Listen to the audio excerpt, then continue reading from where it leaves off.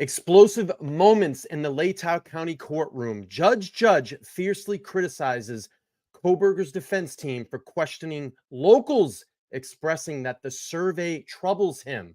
I'll review and react to that hearing and share my insights on what I believe Brian Kohberger's defense team is strategizing. Let's get ready for LTL True Crime Live. Yeah, LTL True Crime, we going deep in the dark. Yeah, peeling back the layers, expose the hidden mark. From the streets to the alleys where the secrets lie, getting into minds of the wicked, no alibi. LTL True Crime, unraveling the web of evil. No stone left unturned, we dive into the pond. Yeah, we digging up the dirt, bringing justice to the crime. LTL True Crime, unveiling dark realities every time. Yeah, LTL True Crime, we going deep in the dark. Peeling back the layers, expose the hidden mark. From the streets to the alleys where the secrets lie, getting into minds of the wicked, no alibi.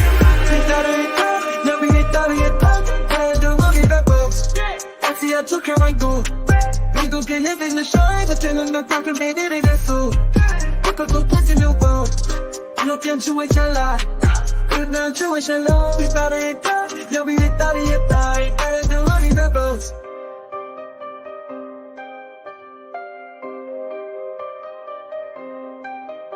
I break down true crime, I'm done with dark realities every time. This is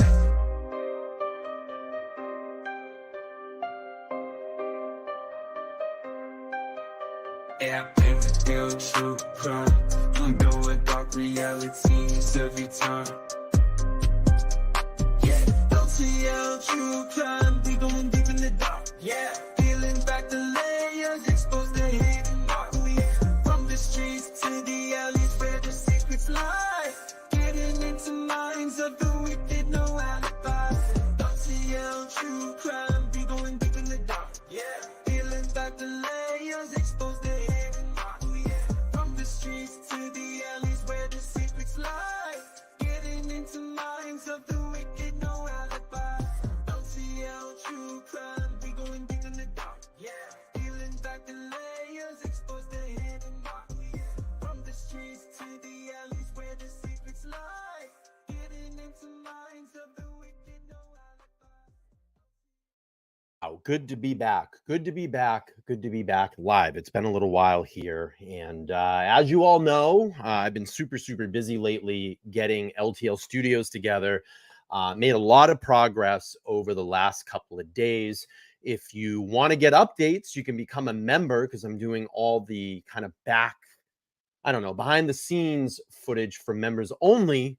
And you go down there and join a membership down below. Just click the join button. My memberships start at $1.99. It gives you all that access to what's been going on in LTL studios. Trying to diligently get this thing together. It's taken a little bit of time. I knew it was going to take time with shipping, getting ideas together, but it's coming together. So if you don't want to miss out, join a member, become a member there. But it's nice to be back here. I guess back with an old friend. And I kind of say this old friend is because the Idaho 4 case is really what kind of launched LTL into the true crime existence here. It was one of the first cases that I started to talk about on this channel many months ago. It feels like, wow, it's been almost over 2 years or over 2 years by now. And it is a case that I will come back to every now and then if there's something going on. We've had a multitude of hearings in this case. I think people want to kind of get this on, just like everybody wants to see Mike Tyson and Jake Paul fight. I think they want to get this into a courtroom, and rightfully so. You know, there's been a lot of suffering in this case. The families had waited almost 2 years for this case to get tried in the Moscow, Idaho courtroom or Latah County. But it's not looking like that. It's looking like this possibly is going to be moved. And with that movement, I think old Ann Taylor is back up to her. In my opinion, the old sketchy tactics that she likes to use to bypass things or get around things or try to get motions moved. But back at it again. And we'll take a look at today. What do we got? So Idaho murders Brian Kohberger's judge slams defense quizzing locals, says survey concerns him. And this is from Fox News Digital. Let's look at this. The judge also took issue with defense's claim that he violated due process, stopping survey for prospective jurors. So what Ann Taylor and Brian Kohberger is saying is that because at the end of this hearing, Judge put a stop to this survey. And we're going to hear more about that when we play the hearing. And I was out of my mind when I heard about this.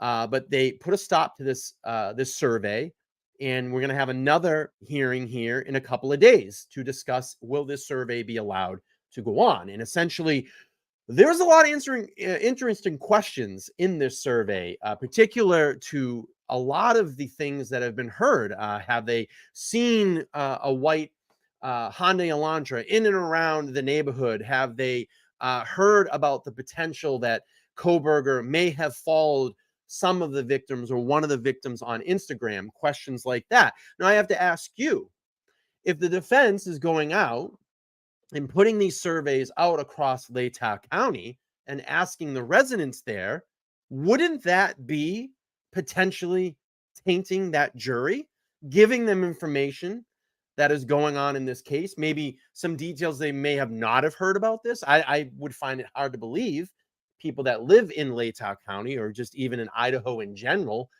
people that haven't heard about this case.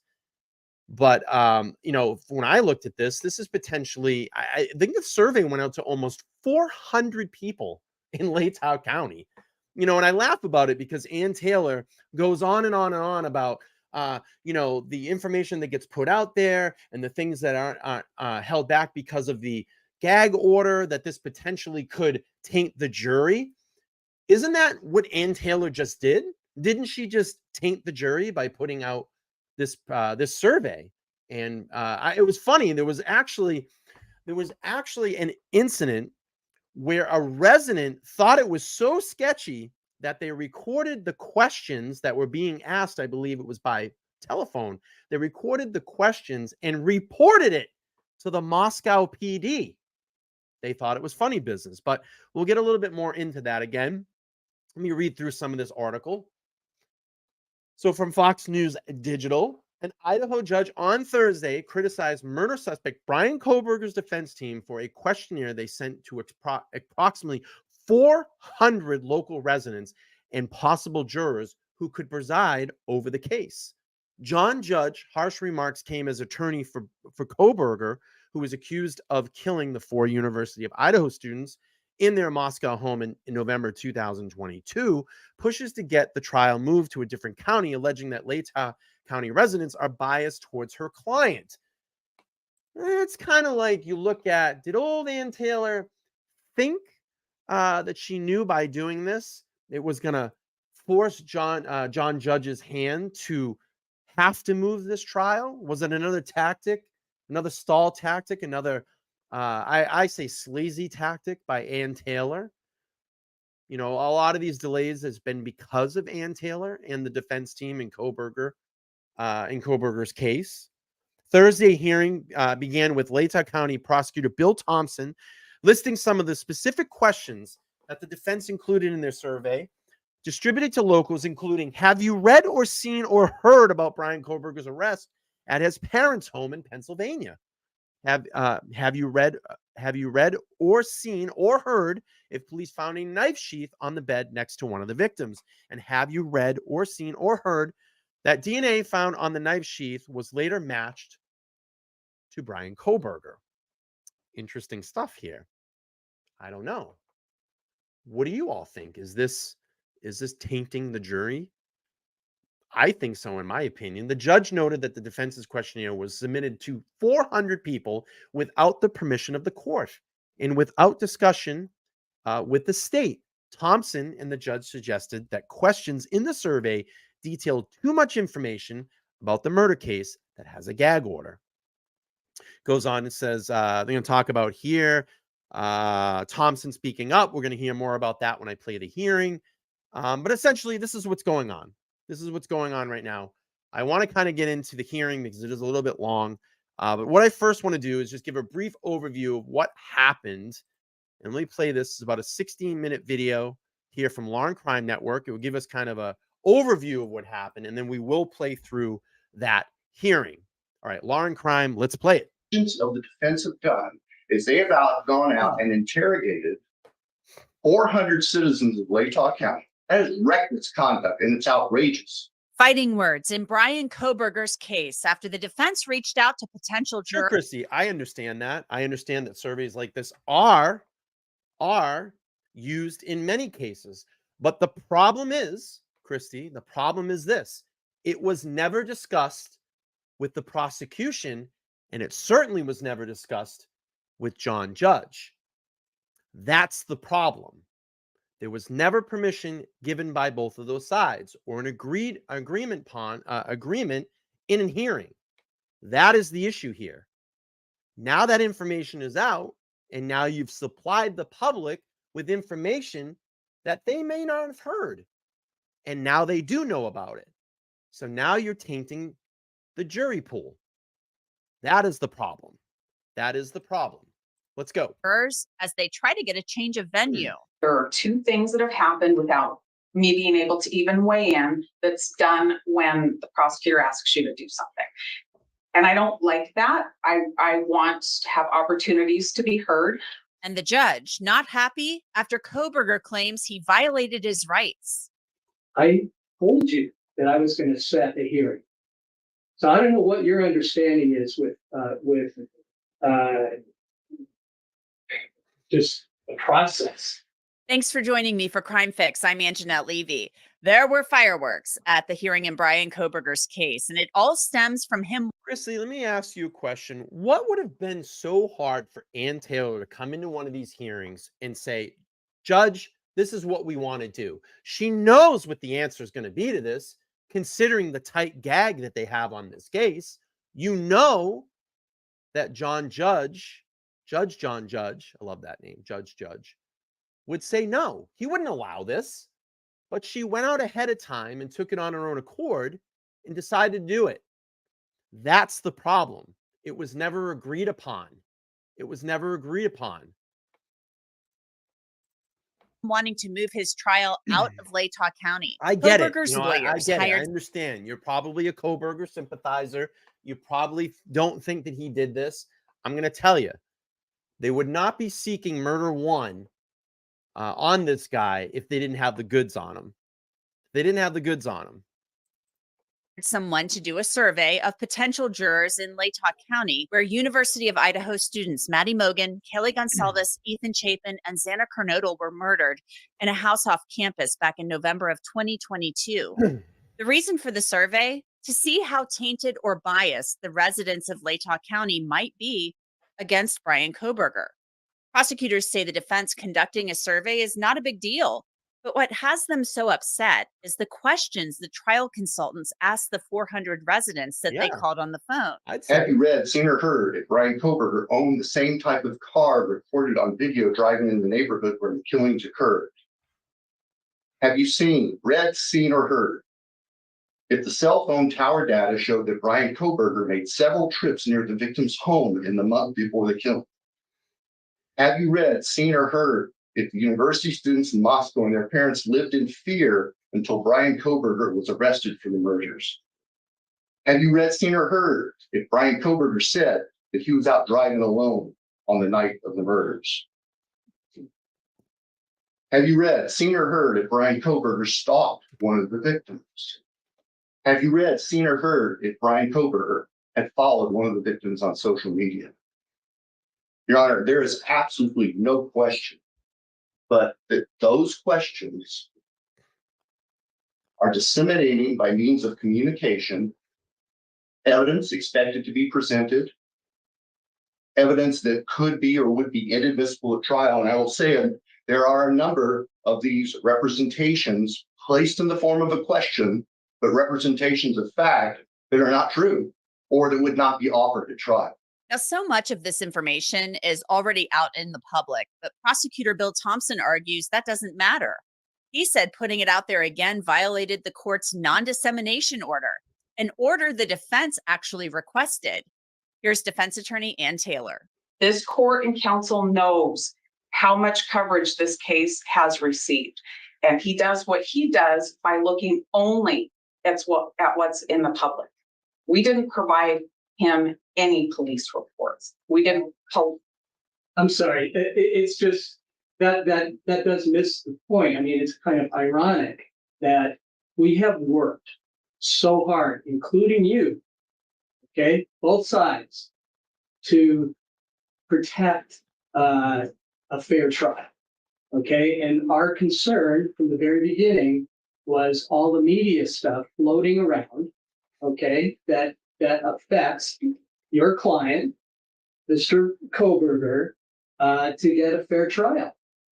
And some of these questions actually create a concern about, that they're inculpatory. You even have the judge. Painting Ann Taylor into a corner right now. He's disciplining her. I get it. A lot of people in here are not going to agree with me. I think it was wrong. I think it's something that should have been asked before it was done, knowing the tight gag on this case. I think it should have been something that was discussed in a hearing, or something at least in writing. Can we do this?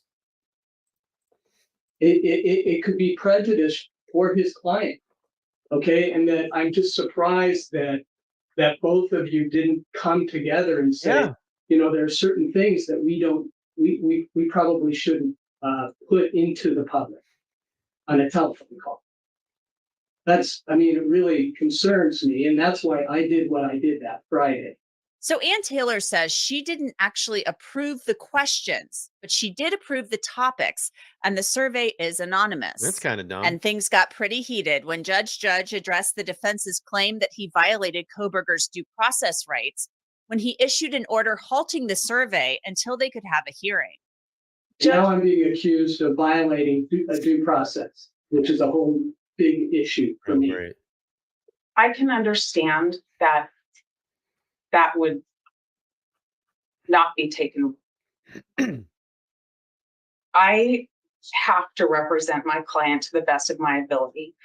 And the reason for that, Your Honor, with all due respect, I was shocked to see the court issue an order within hours of the state filing a motion late on a Friday without giving us a chance to be heard.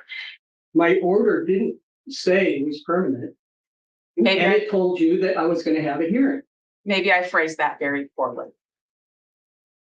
It's a decision that you already made. Okay, let's go back. I got the motion at 4:30 on Friday. Now it doesn't even reflect, just when it was filed, because Odyssey has a delay, right? So I get the motion at 4:30 Friday. I get a response from you at 4:45 Friday, right? I don't know what time you received it, but I filed an objection the minute I could. Because then you know that about 5 o'clock, that's when I issued that. So I had a half an hour. I read the materials that were attached to the motion that the state filed, and I had very little information. But it seemed like there were some real legitimate concerns about the survey. And obviously, it turns out there are concerns, legitimate concerns about what was done in the survey. Yikes. Ann Taylor had actually said in her motion asking Judge to rescind the order that Thompson and Judge were having conversations basically behind her back. And that's a big no-no when it comes to court. So here's how things ended with that survey. Judge, I'm confused.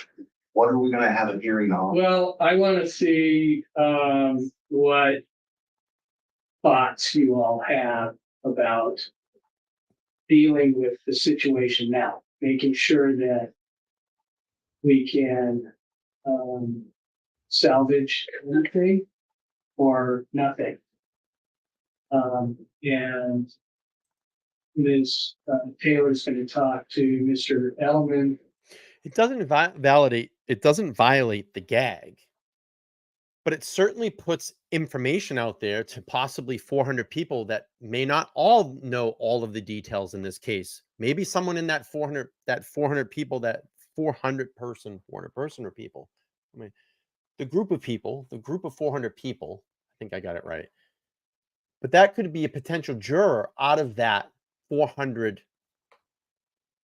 group of 400 people. So you've essentially tainted them now. And maybe they didn't know all the details in that. And you've given them information now. That's the problem I have with this. And I also have the problem with the fact that it was never discussed in court. It was never asked. It was never agreed upon between the prosecution and defense, and had judge's approval on it. That's what I have a problem with. And I think Judge has that same problem. And maybe that'll give us some thoughts. Otherwise, I mean, I could just make the decision right now, but I'm no expert about surveys. So joining me to discuss all of this drama in the Brian Kohberger case is somebody who's tried 13 death penalty cases. He's Bill Gallagher, a Cincinnati-based attorney. Bill, there was some major drama, major fireworks in court yesterday. I thought this was so interesting because you said a month ago, we talked about this, you said that the defense should conduct a survey. They went out and tried to conduct a survey. And now the prosecution is saying your questions in the survey are inappropriate because you're basically disseminating information that may or may not be true. And some of it doesn't matter if we've talked about it, the DNA on the knife sheath. You're disseminating it yet again. What are your thoughts on the prosecution's argument? Well, I think the gag order should only pertain to information that the public does not already have in its domain. The fact that they may have given a jury consultant, or they may have given a researcher topics that they would like to have discussed with the jurors, it's going to be up to that expert to decide how best to craft those questions in order to get a good hold on whether or not this jury pool can deliver a fair jury, a jury that can be fair. That's the biggest concern. And Ann Taylor said that she approved topics. She did not see the questions or approve the questions. So Brian Edelman, a PhD, a trial consultant, he is the person who was conducting the survey. He came up with the questions by looking at news stories that were already kind of out there in the public. And all of the information that was brought up in court yesterday, Bill, is stuff that was either in the probable cause affidavit or was stuff that maybe was on social media and things that had been written about in the news. So the defense is saying, look, the Dr. Edelman can explain his methodology, and we have him here ready to testify that the hearing's going to continue. So it just seems like a major dust up over information that was already out there. But the judge is thinking, and the prosecutor, their concern is that this could be basically tainting the jury pool yet again, because they obviously don't want to move the trial. They don't want the jury tainted. So do you think that's a possibility, that the jury is being tainted potentially? A potential juror could be tainted by this information. It has had so much press, so much information out there. And whether it's disinformation or whether it's just conflicting reports or conflicting perspectives, that you've already poisoned this jury pool. We have to go somewhere else where that is less likely to have occurred. If this were a local newspaper, news agency, or just say an outside group of interested parties into what was going on with this case and wanted to get a flavor for what the community thought, this judge, I don't think, can really stop anyone else from doing that. It could be an anti-death penalty group. They might want to fund a study to show that that trial can't happen there. Or maybe the local newspaper just wants to know what its readers or the people in the community think about it. They could do their own poll. I don't see anything wrong with this poll unless it gave away information not already known. That's how you would taint this jury pool, by giving them information that is not already available to them on the internet or at their local news outlet. And Ann Taylor said that she did not share reports with them of any kind. None of the material, the discovery material, was handed over to Dr. Edelman. This was all information he pulled from news reports, but the prosecutor was furious. Now the judge is upset as well, because Ann Taylor, after this order had been issued by Judge on a Friday at 5 o'clock saying, you're going to halt this study, this survey, until we have a hearing on this, she then files a motion to rescind the order and says, you are violating, Judge, my client's due process rights. You are having this conversation with the prosecutor without hearing from me first. So you're violating my client's rights. And it's not the first time it's happened. So those are fighting words from Ann Taylor. Judge was not pleased about it. And so he's basically saying to her, that is not what happened. So was that the right move by Ann Taylor? And she even said yesterday in court, she literally said to him, Your Honor, you are. So I'm asking the three in the room, Joanne, I'd love to hear from you, Julianne, and Christy Mack. I'd love to hear your explanation of how Brian Kohberger's DNA got on that knife sheath between or under two dead victims. How did that happen? I'd love to hear your explanation of that. You seem pretty skilled in this case. You follow it. But I'd love to hear your theory of how that happened. Can you just type it out in the chat? I'd love to hear you explain how Brian Kohberger's touch DNA got on the knife sheath, which it wasn't touch DNA. It actually was, I think it was 6 cells that they found, skin cells, on that button knife sheath. And I've gone through actually demonstrations before on a K-bar knife sheath button snap. So you really have to get in there with your thumb to pop that button open. I have actually a video demonstration on it. If you want to check it out, I can drop the link after. But I'd love to hear how Brian Kohberger's DNA got on that knife sheath. Let me know. Explain it. Let me know in the chat. Saying something to the state, and you are saying, Please tell me and you're going ahead with what they're saying. Please tell without me hearing that it's a from me, conspiracy. and I don't That's like what I it. want to hear. So was this Right. the right move for her to question his Please tell me. impartiality in the motion? Is it a conspiracy? I would leave it. And swab his DNA and hold on to it for years and years and years with a Q-tip and then rubbed it on the knife. Is that what it is? Because I don't know. It's, to me, it's a very hard. It's going to be very hard to explain how that knife sheath got under 2 brutally murdered victims in a bed. So you tell me, please tell me, you're going to say the Moscow PD framed him and they mysteriously got his DNA and rubbed it on that knife sheath. Let me know, please. Quite frankly, up to her decision making. She's the one who's had all those personal inner contacts, but it may be an attempt to sort of Oh, I knew it. That I knew you were going to say that it was a cop. Been unhappy. Everything is not a conspiracy. Everything is not Karen Reed. Believe me, everything is not Karen Reed. I knew you were going to say a cop. I knew it. Because you probably think that every cop is, hey, this is my chat. This is my chat. This is my chat. And it's my opinion. And my opinion is this. In my opinion, Brian Kohberger is dead guilty. Dead guilty. I think they got this guy dead to rights. You're going to see it through cast information. You're going to see it through the DNA. They're going to have him tracked all over the internet. There's cameras everywhere. His car was up in that area 12 times before. There's potentiality that his phone connected to Kaylee's Bluetooth speaker. I don't know. For me, if I wouldn't just put a theory out there that I was driving around, and I'm still waiting for his alibi. What is his alibi? Why haven't they given an alibi? Where was he? I don't know.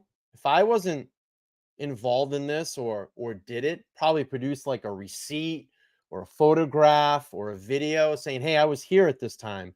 There's no way I bought gas here. I was at this restaurant.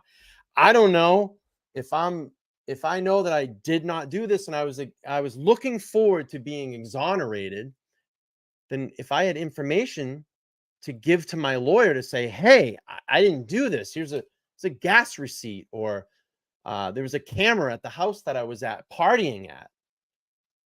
You know, pull that footage. You'll see me on camera. We've got none of that. He's literally sat in jail for 2 years, quiet, hasn't said anything. Why is that?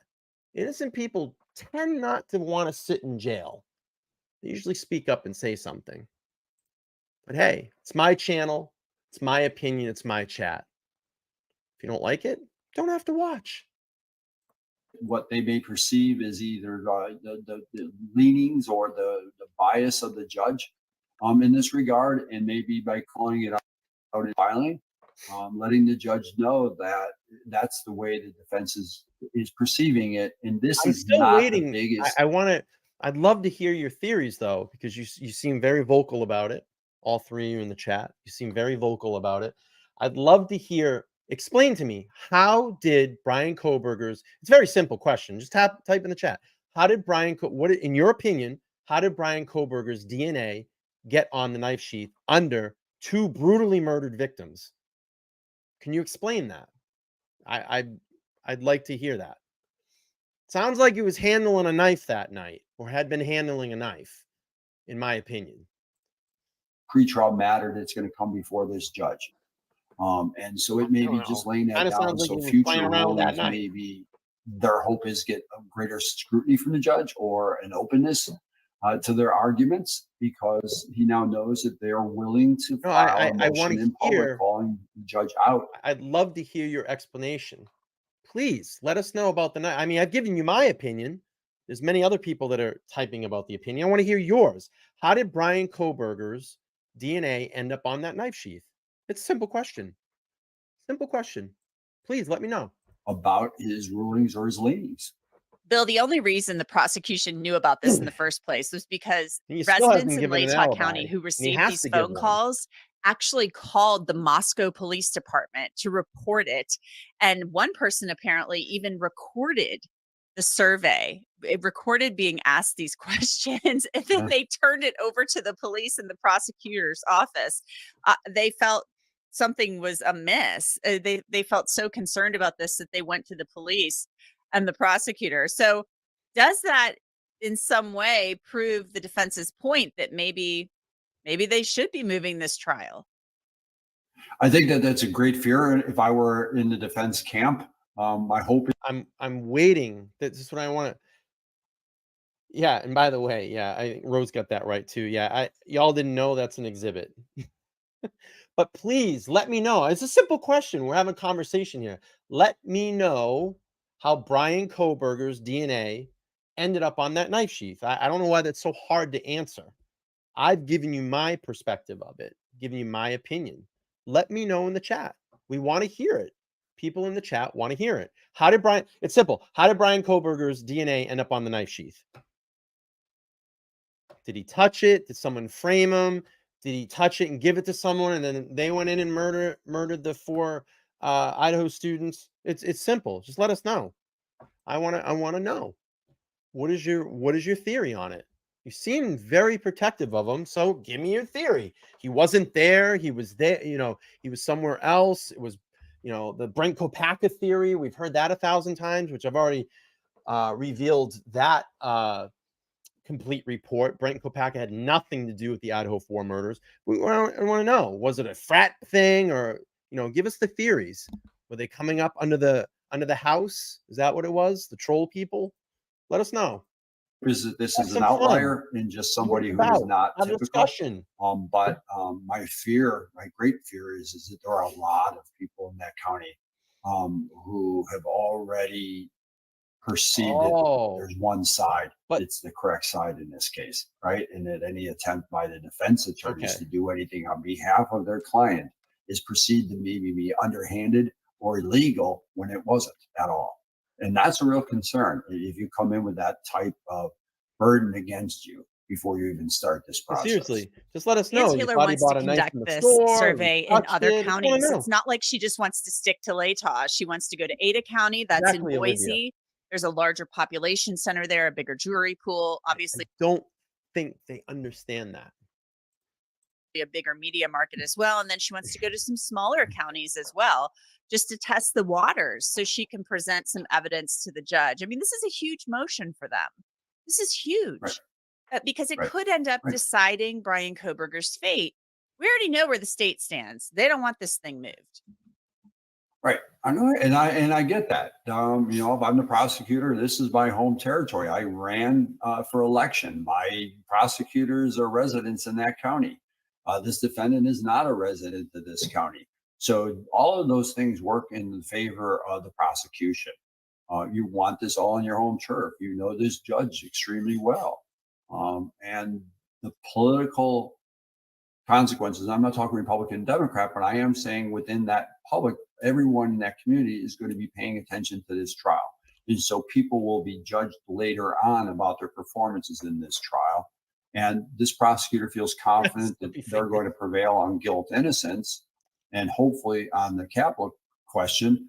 And I think he'd rather see that happen in his own. Okay, so let's change the topic. All right, let's talk about the single source DNA on. I want to try to get. I want an answer from Julianne here in the chat. So let's talk about the single source DNA on the knife sheath.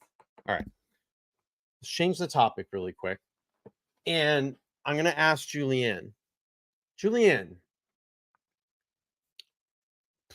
I've given my theory. I think Kohberger, in my opinion, is dead to rights. I think that he was the one that bought them. I mean, they have receipts of him buying the murder weapon through Amazon. I mean, that's in the documents. They have that receipt. So I want to know how, I ask you, how did his DNA end up on the knife sheath? I'm curious. Let us know.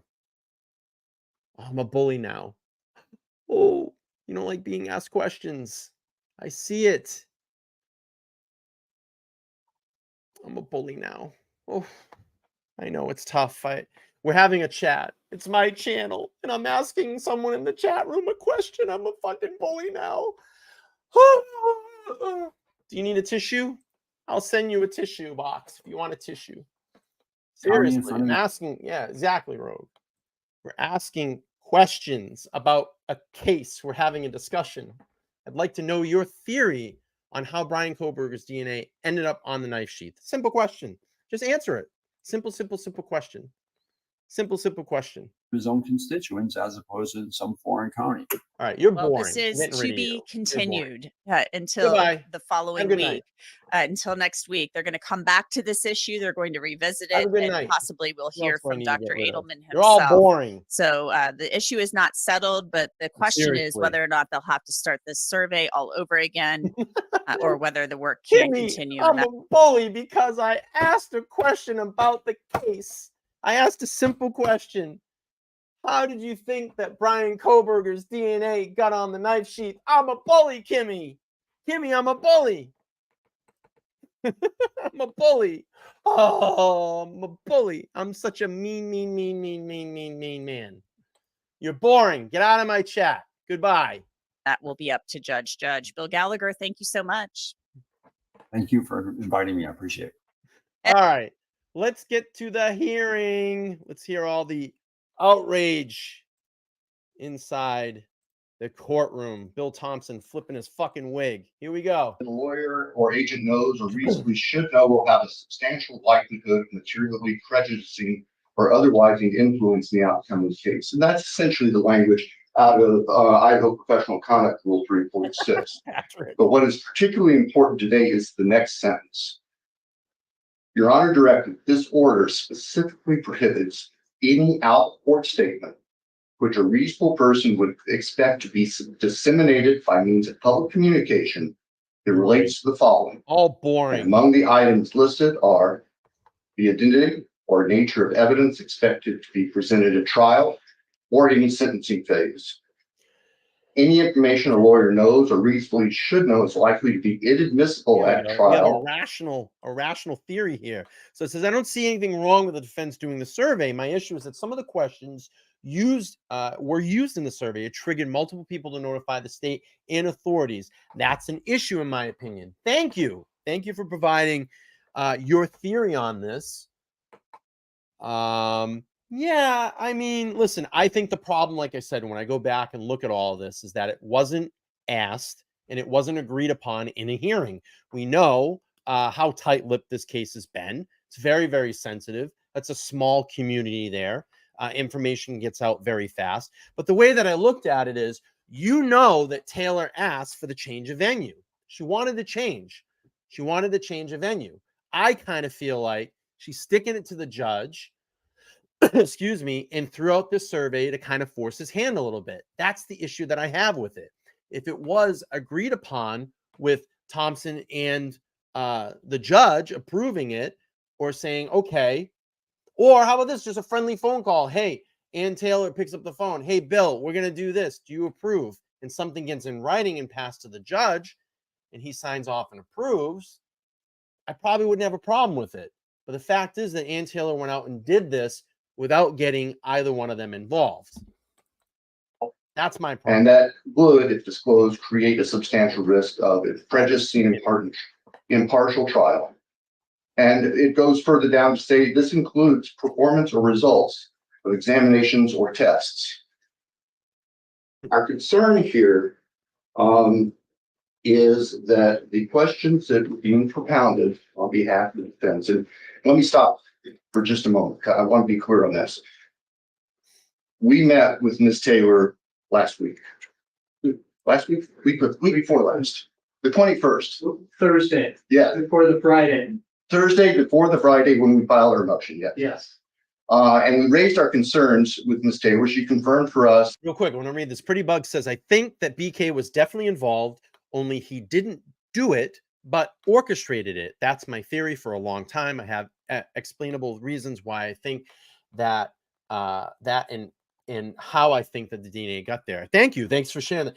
You know, the thing is, I look at it too. If there was other people involved and they could cut a deal with Kohberger and say, give us the murderer, why wouldn't he do that by now? Why? He's been in jail for 2 years. You don't think that they haven't asked him that question? Hey, if you're truly not the person involved, give us the murderer. Let's just say you were the driver, or you were the one that supplied the murder weapon, or you just drove along. Okay? Why? And they say, hey, we'll cut a deal with you. We'll give you 10 years or 8 years or whatever it may be. We'll knock down your charge. You may get the possibility of parole someday if you just give us the murderer. Why wouldn't he have done that by now? Yeah, it's going to implicate him. It's going to implicate him, but he might have the opportunity to see life outside bars at some time in his life. That's what you have to ask yourself. You know, innocent people, truly innocent people, which Mr. Kohberger says, I'm very looking forward to being exonerated. Why would he not give up those details? You know why? Because he doesn't have any. Because, I mean, they're going murder one. They're going murder one, death penalty. To me, they got the goods on this guy. And the thing that you have to understand is that all of the information that we've heard so far is just the tip of the iceberg. The Titanic, you know, the Titanic's looking at it, and they don't know what's under that water. Believe me, there is a lot more in this case that we have not heard about. Have not heard about. All right, let's keep playing through this. That the survey was being conducted on behalf of the defense. And we raised with her the concerns we had about the specific language of the questions that were being asked. And Ms. Taylor represented to us, and I do not dispute this, that's why I want to make this part of the record, that she had not seen the actual questions themselves, that she had approved the topics that could be looked into during the survey. So I want to put that. Great point. Detective Day One says prosecution case is weak if they aren't willing to change venue. With 51 terabytes of evidence, it should be a slam dunk in any court. I guess Bill Thompson has never been out of Moscow, Idaho longer than a week. Listen, you know, I don't know, man. 51 terabytes, that holds like 800 2-hour movies, or it's over like 200,000 documents in a terabyte. I don't know. 51 terabytes of information. That's a hell of a lot of information, of evidence. I think they got the goods on this guy. I think they got him dead to rights. Kimmy says, Ann Taylor does and says things very deliberately. She went into the ask for forgiveness, not permission approach. You can't put the shit back in the horse. The state can't untaint those 400 people. And that was my point before.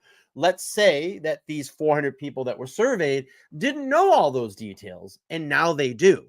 And those could be potential jurors, or one or two maybe picked out of those 400 people. Now you can't use them as a juror. In the record that we are not accusing Ms. Taylor of drafting these questions verbatim and then say, go send these out to the public. We are concerned, though, that the people hired by the defense to conduct this survey did exactly that. And the examples of the things that are of concern can be found in the transcript of one of the calls. As Your Honor will recall, we had a person come to us who had received one of these calls, had actually recorded the call. And so our office prepared a transcript, and that was attached as Exhibit B, I believe, to our motion for order prohibiting contact. In addition to generic questions about the criminal justice system, here's where we get to things that concern the state immensely. Question: have you read, seen, or heard if Brian Kohberger was arrested at his parents' home in Pennsylvania? Question: have you read, seen, or heard if police found a knife sheath on the bed next to one of the victims? It's not good. Question: have you read, seen, or heard that DNA found on the knife sheath was later matched to Brian Kohberger? Question: have you read, seen, or heard if Brian Kohberger owned the same type of car recorded on video driving in the neighborhood where the killings occurred? Have you seen, read, seen, or heard if the cell phone tower data showed that Brian Kohberger made several trips near the victim's home in the month before the killing?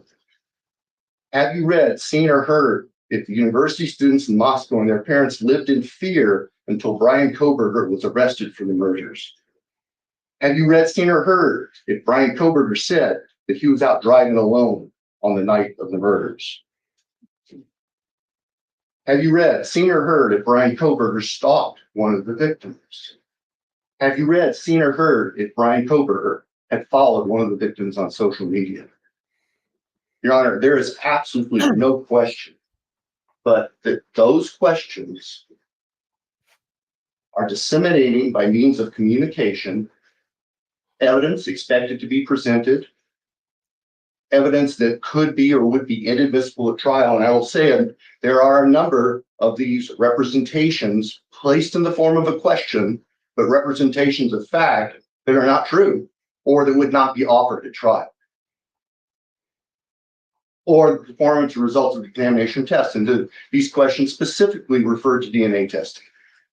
Now, I recognize that the defense says, well, all of this information is out there in the public media somewhere, but that misses the point.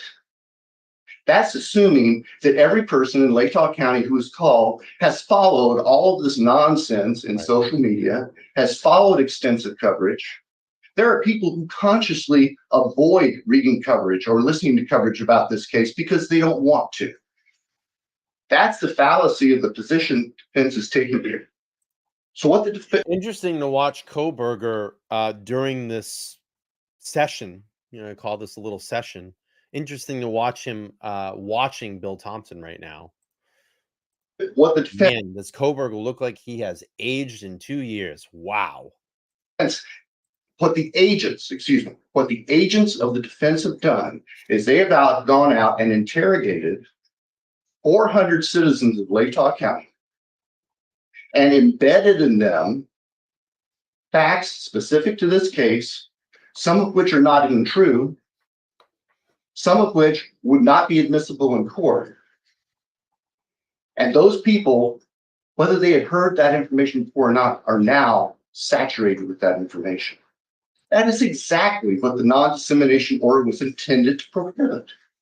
That is reckless conduct, and it's outrageous. They can ask a survey, and they can ask people, what do you know about the Brian Kohberger case? What have you heard about the Brian Kohberger case? What do you think about the Brian Kohberger case? Do you have an opinion as to whether he's guilty or not guilty? Why do you think that? They could ask all those questions, legitimate survey questions, if you wanted to do a legitimate survey of public sentiment.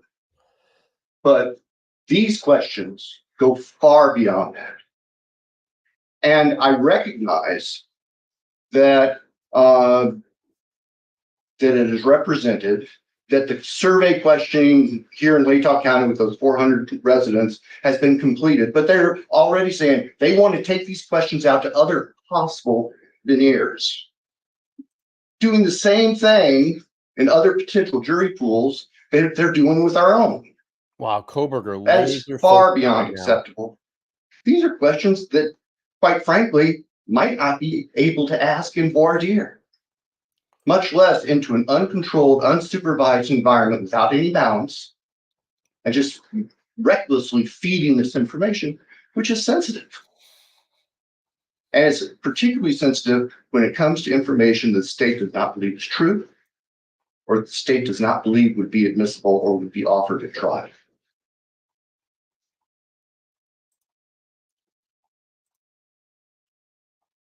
On the issue of whether information already publicly available isn't included in your honor's order, which it clearly is because it doesn't say otherwise, we know that there is no exception in the court's order saying if the information is already publicly known, it's okay to disseminate it again. And indeed, that would be reckless for the very reasons that I just articulated, Judge. We would then be feeding information that is potentially prejudicial. Bill is pissed, super pissed.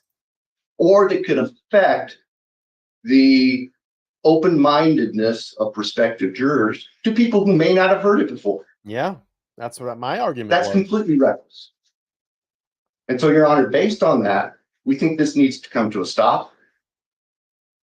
We think if the defense wants to continue doing survey work, which they are welcome to do, given what we've seen here, that the questions need to be approved by the court before they go out. And the question certainly should not include the types of questions, fact-specific questions that have been delivered to 400 citizens of Latah County. That's where we're standing right now, Judge. Thank you. Thank you. So then how can we compare unless you use the same questions? That's the problem. I mean, the damage has been done. Well, that's one argument to make, but we don't want to perpetuate the damage that was done. And if they want to do a comparison, then they could have another survey in Latah County and do a responsible survey questionnaire instead of one tainting this people. And frankly, I mean, I'll be honest with you. I'm going to be honest with all of you right now. This case has turned into a damn circus. It's unbelievable. 2 years and this crap is going on. It's insane. I think both sides are playing a bunch of crap. And it doesn't do anything. It doesn't do any good for this case.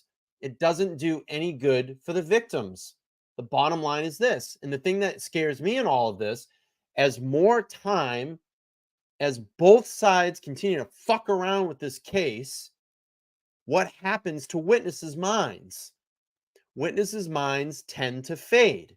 Over time, you forget intricate details. Witnesses' minds tend to block things out. So you're just dragging this out and dragging it out and dragging it out. And those memories are fading and fading and fading. I don't like that. And if anything, this is going to benefit the defense a little bit more. I've been completely honest on how I feel about this case. I think Brian Kohberger, in my opinion, is guilty. And I get it. People go, oh, you should wait for trial. You need to wait for trial, due process. I respect it. I get it. But I can have my own opinion. When I look at this case, the totality of the evidence against Kohberger, what I know so far, and what I've done on my own independent research, leads me to believe that Brian Kohberger is the one that committed these crimes.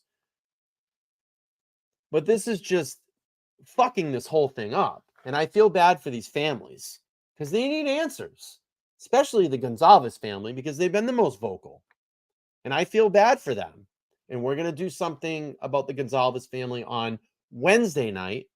They just did a recent interview with Chris McDonough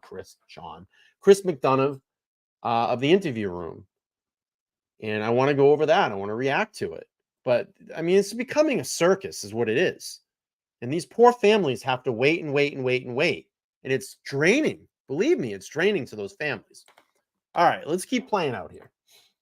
They should ensure that they don't go to the same phone numbers that they preloaded with this other factual information when they make their legitimate survey inquiries. The defense's people brought this on themselves. It's not the state's fault. Nobody had control over this other than the folks working for the defense. They made their bed. They got to live with it. I mean, frankly, if we were in the commercial context, we would say, not only will you do this over and do it correctly, but we will not pay you for the work you did that was so outrageously wrong. That's not the context right here. I don't care about that. What I care about is making sure that more people aren't tainted. And I would suspect, Judge, as we move forward in this case, that the state will be asking the defense, and if they aren't willing to provide it, asking the court to order the defense to provide the identity of every person that was contacted in those surveys. So when we get to voir dire, we can identify people who have been contacted, I guess is the best word to describe, and faced with these questions. And so we can incorporate that into the questions during voir dire to see just how much impact, if any, it had on each one of those particular jurors. I don't know how else to deal with this. Seriously. I realize disqualified 40 people. well, we 400. 400, that's what I meant. Sorry. Yeah, 400. And we could do that. You know, Lake County has almost 40,000 residents, although not all of those are going to be part of the jury panels, prospective jury panels, but 400 may be a reasonably small number. And yes, I think that certainly would be a viable solution, is just identify those people. We can certainly identify them by telephone number it was called, and just not include them on the list. Since you're standing up, you want to talk about due process? Actually, Mr. Nye is the one prepared to talk about due process, and that's why he's on. He's available by Zoom. If you'd like to have that now, that would be good.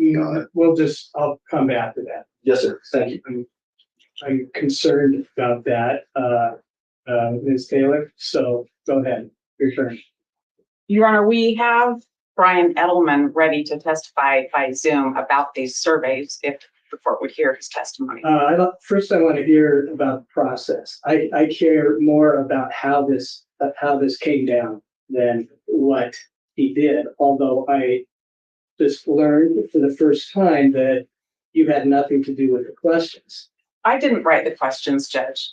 Those questions are generated by Brian Edelman, and he can tell you who he is and his educational background and why the questions are crafted as they're crafted. But I approved him doing this survey. This is not an anomaly. These kinds of surveys are done in high-profile cases quite often. I don't know how I could present to the court what's going to be required at the venue change hearing without understanding what is going on with the public. This is an anonymous survey. This is not one where anybody's Hole at the top. identified as far as the defense wants to know this or the prosecutor wants to know this. It's a random survey, and there's a reason why there are general questions and more specific questions. And Mr. Edelman can explain that, but I'll do my best to paraphrase that. Okay, well, I'm just curious. Did Mr. Edelman was he aware of the dissemination order? I don't know if he was aware of that or not, but we gave him no information in the case, Your Honor. He received nothing from us as far as no police reports, no contact with our client, no interviews. He received no information. His entire construct of this survey is as he does in his KC, did you know I was a bully? I'm a bully. I'm a bully because I asked a question. I'm a bully, damn it. I asked a question. Like literally, I'm discussing a case and they would not give me an answer. And then because they didn't have an answer, they called me a bully. Unbelievable. Send them a tissue box, damn it. Profile cases. He I'm pulled a the bully. media local to this area to see what the most common stories were. Biggest bully. Those are things that are in the Bedroom bully. public arena. Though this court and council knows how much coverage this case has Like, received. legit. Like, I'm asking a question. Like, just tell me. How do you think the DNA got on the knife sheet? I'm not answering that. I'm only talking about the topic at hand. It's relevant to what's going on. It's relevant to what's going on. And like, simple question. Like, if I ask Lady Law, how do you think the DNA got on the knife sheath? She's gonna type it in the chat. She's gonna let me know. But literally, I could call the bully because I was asking a question. Unbelievable. I love it. I'm a bully. I'm a bully for asking a question. Because they didn't have an answer. That's why. And then the only easy way out of it was like, oh, you're a bully. I'm a bully. It's ridiculous. It's the most ridiculous thing. And he does what he does by looking only at what's in the public. We didn't provide him any police reports. We didn't. I'm sorry, it's just that does miss the point. I mean, it's kind of ironic that we have worked so hard, including you, okay, both sides, to protect a fair trial, okay? And our concern from the very beginning was all the media stuff floating around, okay, that affects your client, Mr. Kohberger, to get a fair trial. And some of these questions actually create a concern about, that they're inculpatory. It could be prejudice for his client, okay? And that I'm just surprised that both of you didn't come together and say, there are certain things that we probably shouldn't put into the public on a telephone call. Could be. It really concerns me, and that's why I did what I did that Friday. People have to realize, like, every case is not a conspiracy. Every case is not tainted by police and set up by police. I think there's a certain sect of people in this world that when, these high profile cases come out, that they just go out there, oh, well, the cops did it. They must have. Listen, the Karen Reed case that we follow here, and I do a lot of reporting on here. The Karen Reed case is a very specific, certain circumstances. I mean, beyond something I've never even seen in my entire life. Okay. But that does not happen in every single case. Believe me, it does not happen in every single case. I tend to believe that 99% of the cases out there that are investigated with integrity and done the right way and to department protocol. Obviously, we know what happened in Karen Reed's case. That's a cover-up. It's a cover-up as to the beating and murder of John O'Keefe at 34 Fairview, and they needed a way out of it. So what not to do is what we need to do here to get out of this is we need to frame Karen Reed. I mean, the evidence is so what's the word I'm looking for? The evidence is so pointing in that direction. There's so much reasonable doubt. There's so much cover up in that case. But I think I think when cases come out, what are you going to next tell me that Murdaugh didn't do it? I mean, come on. Let's be real here. Now I'm being accused of violating. The thing that annoys me, and I'm going to go on here and talk a little bit more. The thing that annoys me is that if we're having a public discussion in a forum, I'm asking you a question on my chat, just answer it. But it gets annoying when people just ignore it and then they want to go on with their own agenda. That's why I bounced them out of here. You're boring. You're not giving anything back here to have a discussion about. You wanted a one-sided discussion and you're being boring. So I'm just going to bounce you out of my chat. See you later. If you want to be boring somewhere else. We want a little back and forth here. We want some drama. A due process, which is a whole big issue for me. I can understand that would not be taken. I have to represent my client to the best of my ability.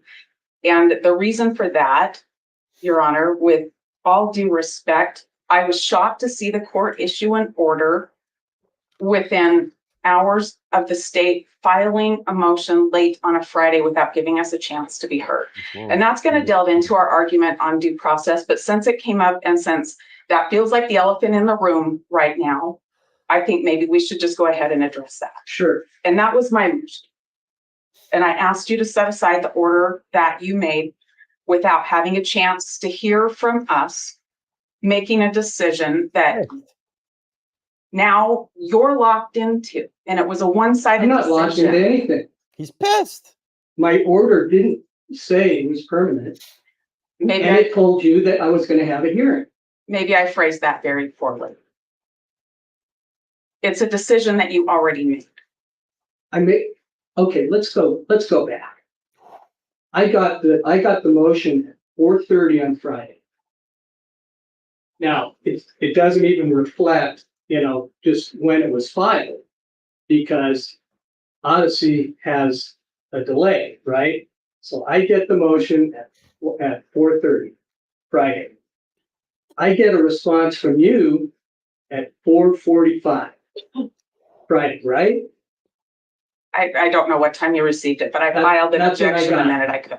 Because then you know that about 5 o'clock, that's when I issued that. So I had a half an hour. I read the materials that were attached to the motion that the state filed. And I had very little information. But it seemed like there were some real legitimate concerns about the survey.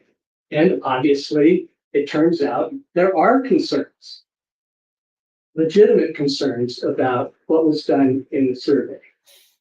So in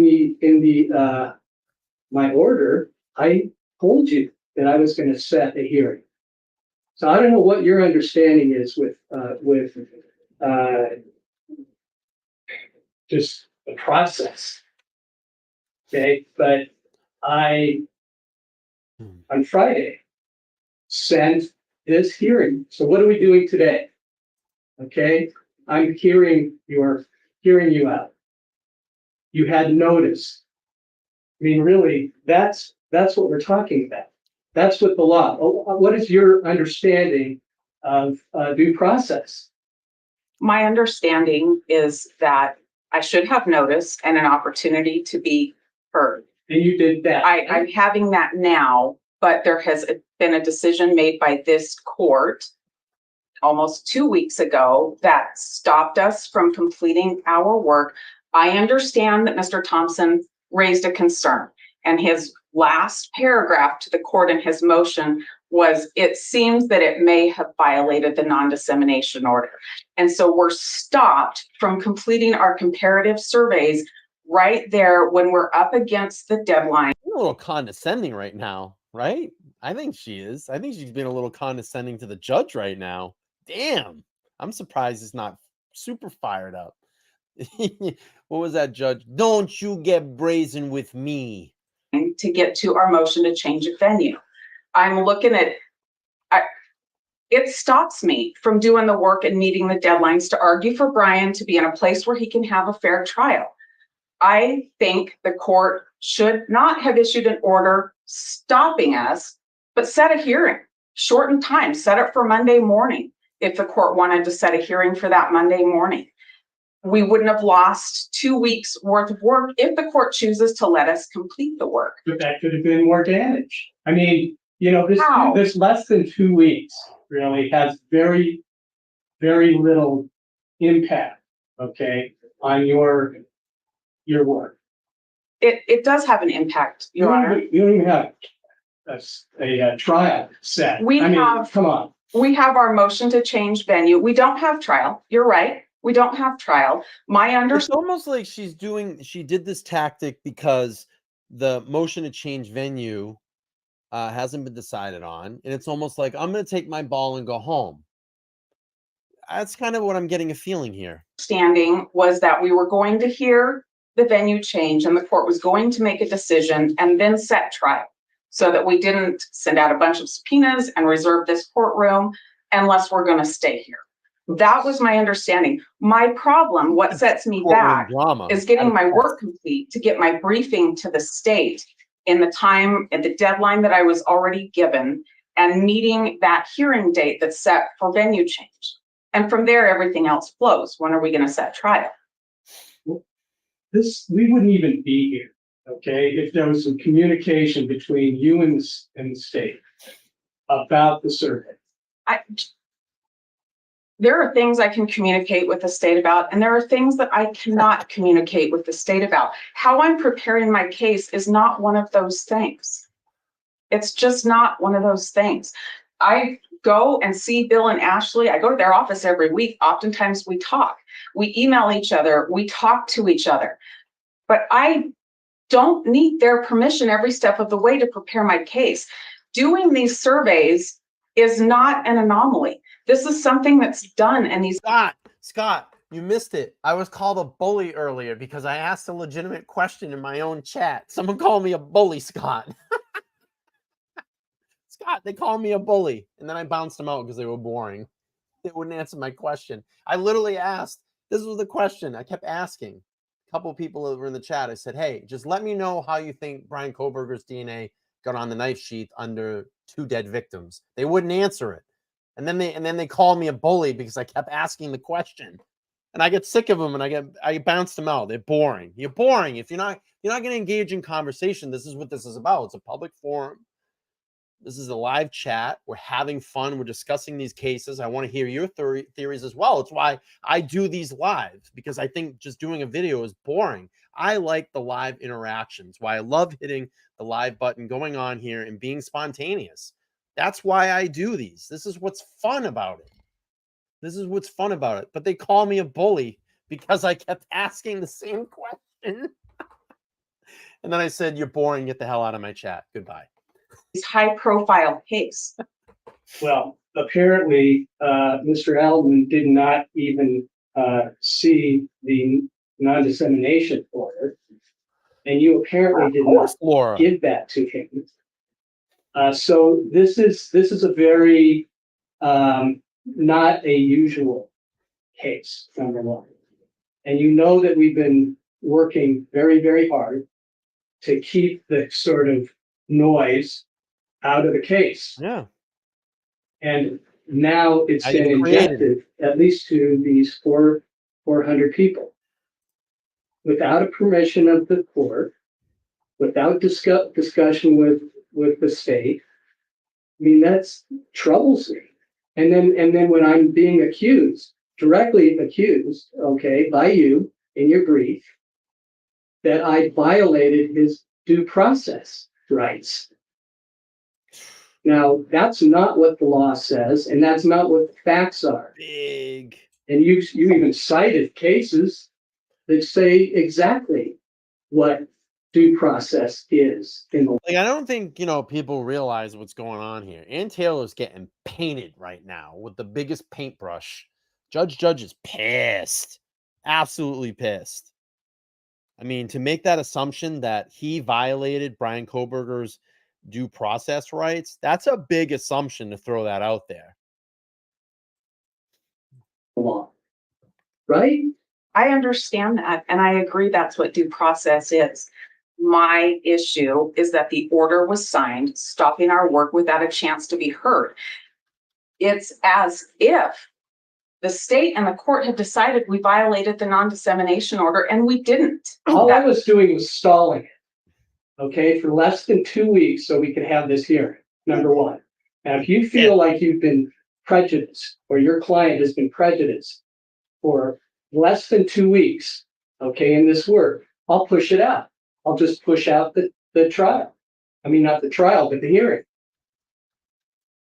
I mean, is that satisfactory? Your Honor, I think that might be what we need. I need to figure out if we're going to be able to continue the surveys. But if we are, I expect that we will need some additional time to get them done so that I can get the work to the state to review. Okay, well, that's a different issue. I've never said, no, you can't do a survey. this was a total shock to me that Friday at 4:30. I can understand that. It I was had a to, shock to the I had to state. stall it out, okay? Because so that we could all talk about it and figure out what is the right path. Okay, because this is a big deal and I take it very, very seriously.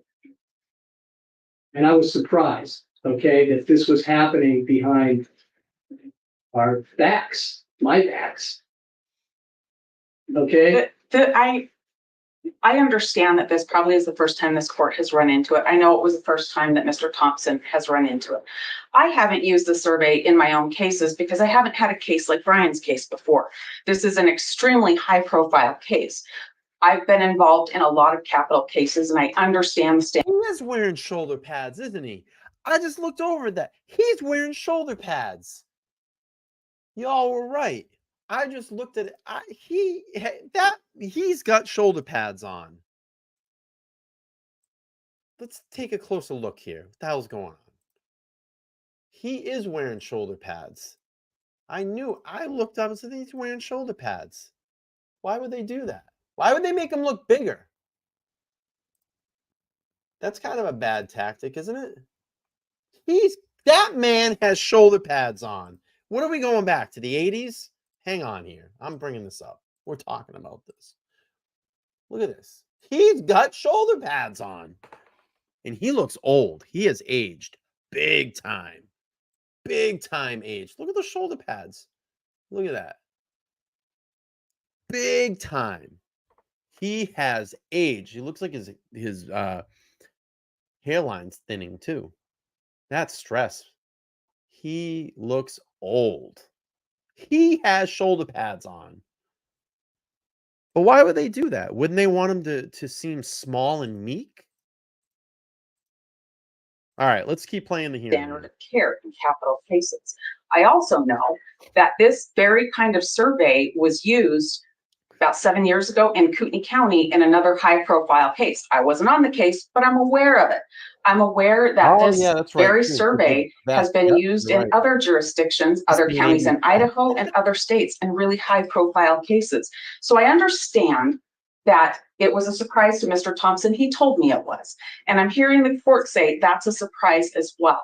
How it was done. I'm not concerned. I figured there was going to be a survey at some point. There would have to be. I'm just pissed. It was the way it was done, okay, and the questions that were asked.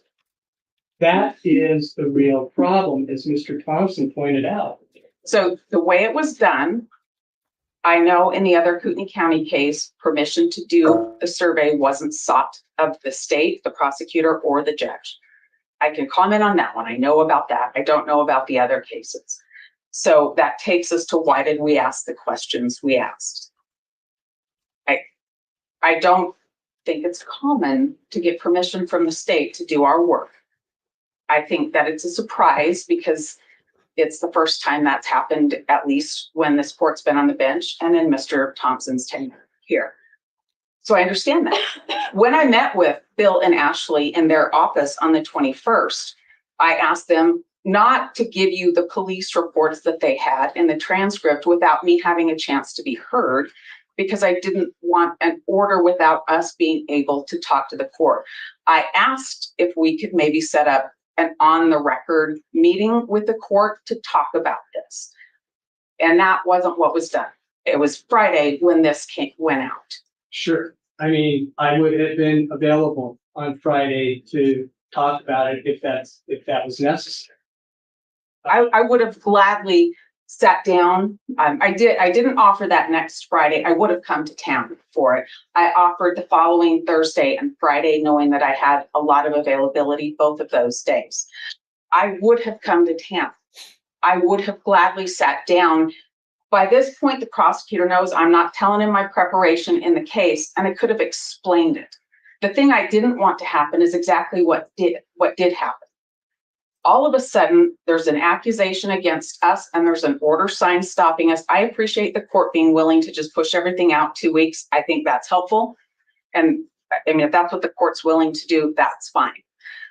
But the problem is we are stopped and then we have to respond to this.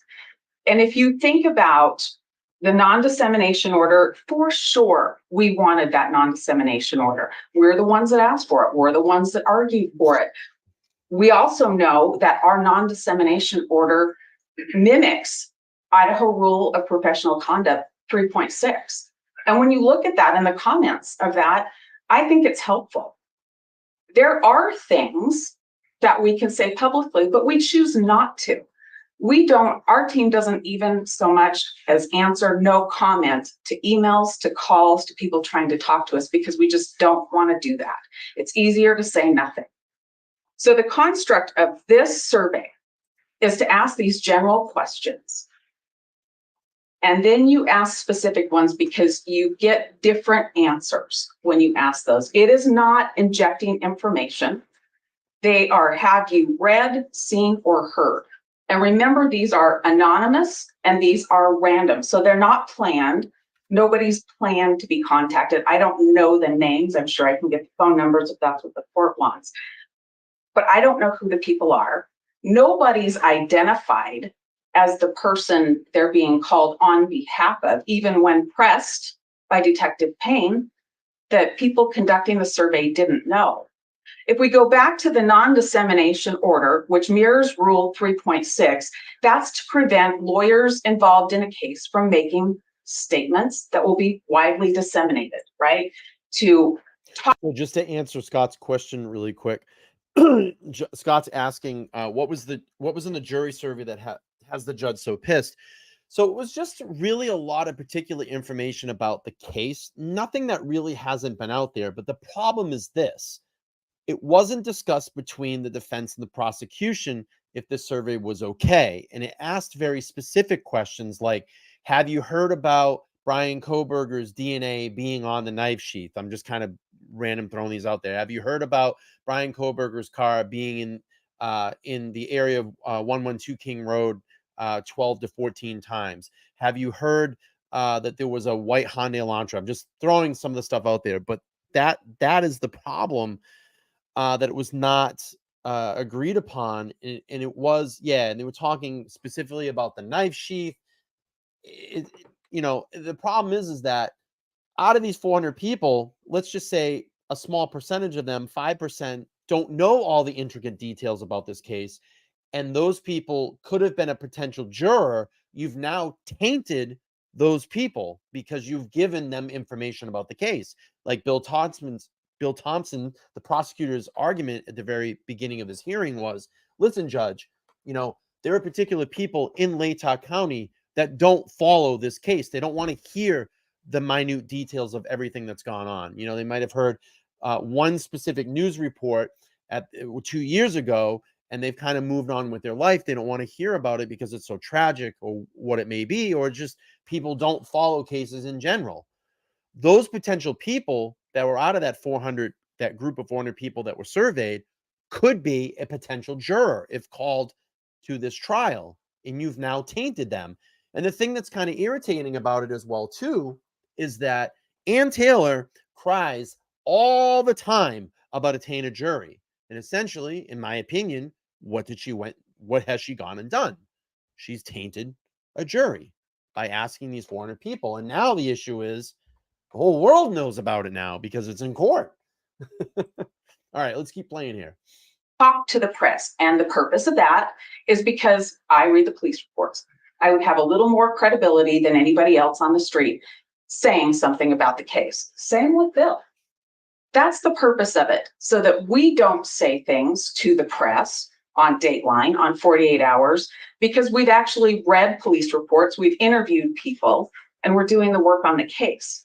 So when you have an anonymous survey that doesn't identify the person conducting the survey, didn't know who was behind it as far as which party to the case, they can't answer that. So all of a sudden, their questioning about what you've seen in the media doesn't come from a particular party in the case. And the purpose of it is to ferret out what if people have exposure to the case. If you look at state's attachment B, you can see on page 2 that there's questions, and I'm at lines 10 through 12, about what they know about the case from the media. This is all again, looking at our non-dissemination order and looking at the rule, things that are in the public record, right? That everything is public in this case, unless Now, what Taylor is arguing is that, hey, all this information is already out there. So why is why is the prosecution arguing? And the point is, just what we talked about. Potentially, a small percentage of those people could have been jurors, and they're now tainted. And this should have been agreed upon between the prosecution and defense. But judge is not having it. He seems pretty pissed off. we specifically seal it. So this person says they don't know much. And then if you go to page 4, there knew are what she several did. things they do know. She knew what And she that's the did. purpose of it. When somebody's given a broad question, tell me what you know about this. They're like, I don't know. I don't really know what you want, so I'm not going to say anything. And they don't give you an answer. But when you say, have you read, seen, or heard X? Well, yeah. And then it's the next question. And if the answer's no, I don't, it's next question. Nobody's saying, well, it was in the newspaper on 15 occasions. And this is particularly borne out when you think about the things, and the state said it, some of these things are things that are just not true. That's what the Haddon case tells me I have to show you. It's not enough that there's just a lot of media coverage, and it's a lot more harmful if it's media coverage about things that aren't true. So it's nobody's injecting anything into the case. A random small percentage of the population is contacted. Have you read, seen, or heard things that are lifted straight out of the media? And if the answer is yes, you move on. If the answer is no, you move on. That's what the survey was about.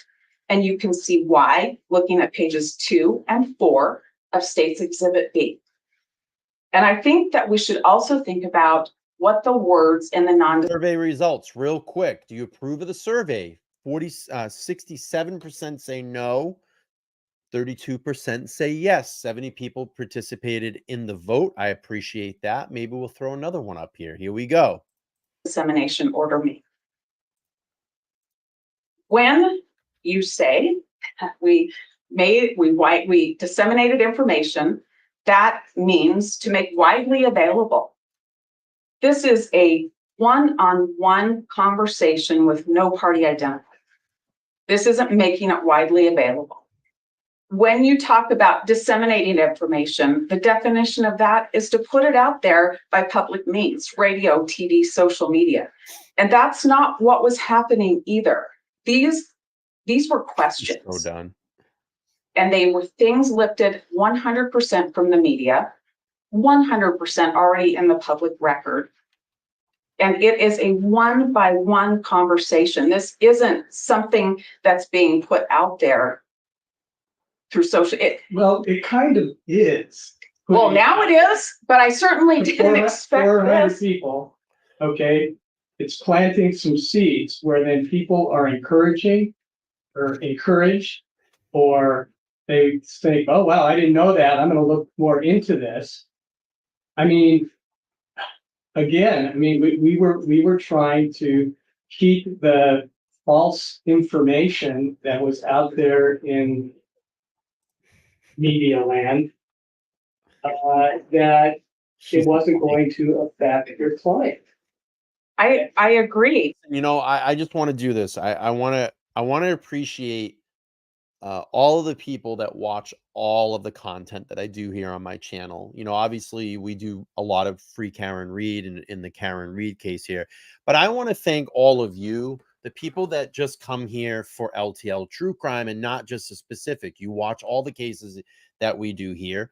And I appreciate that. I appreciate that we can kind of cross-pollinate those platforms, because that's what I'm trying to do here. I'm trying to get bigger reach and beyond just specific cases, and that's why I do a lot of different cases on here, because you can't just, in my opinion, stick to one thing. I know others have their own channels, they do their own thing on there, but I want LTL to continue to grow and grow beyond what we do. And believe me, I don't know if I'm going to do true crime forever here. I'm kind of just on the road to this journey and seeing what's going to happen. and I appreciate it. I appreciate that. That really speaks to my heart that you would take the time and come over here and watch, other material and other cases that we do here. It really makes me happy to see that. And I like all the I know I can see when people, she's lallying up. I love that because I know that you're watching, all the content here, and I appreciate that. Thank you. I really do. It's awesome. I really do it. I think that's really great, and I'm excited. If you don't know, or you've been on the journey, I've been building a studio. I'm actually going to get this out of my bedroom at some point in the next couple of weeks, and we'll have a functioning, working studio, and I'll be able to have some live guests in there at any time. Essentially, I think it's going to be great to have like real people sit down instead of doing these things over the StreamYard. I actually have bodies in front of me to have actually a face-to-face conversation. So it's going to be really great. But thank you. I appreciate it. You're all awesome. All right, let's get back to this argument between AT and JJ. This is less than 1% of the population. It's one-on-one. It's not by means of public communication. To think about alleging that we violated the non-dissemination order is basically alleging that we violated our ethical rules as well. And there's parts to it. I'm not accusing you of that, especially now that I know that you that you didn't. I didn't write the questions, Yeah, but I knew what was right. going to happen. Well- I take responsibility for the choices on the case, Judge, but I just don't think this is a violation of the ethical rules or non-dissemination order. These are questions about things already in the public record. That's in our order. That's in the rule.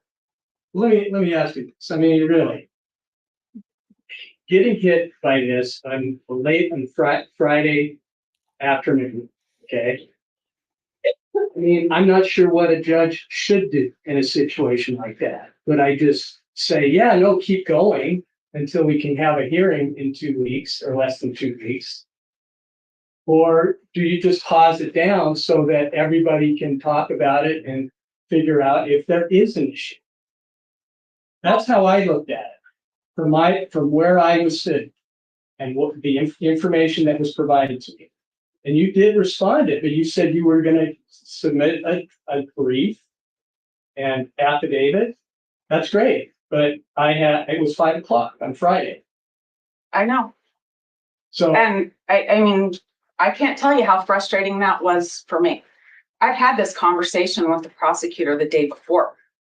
I'd offered to come and talk to the court and let the court look at all this. I knew full well if they did exactly what they did, the court would sign an order before I had a chance to say, hey, wait a minute. Let's really look at all of the words in the non-dissemination order. Let me tell you why we did this.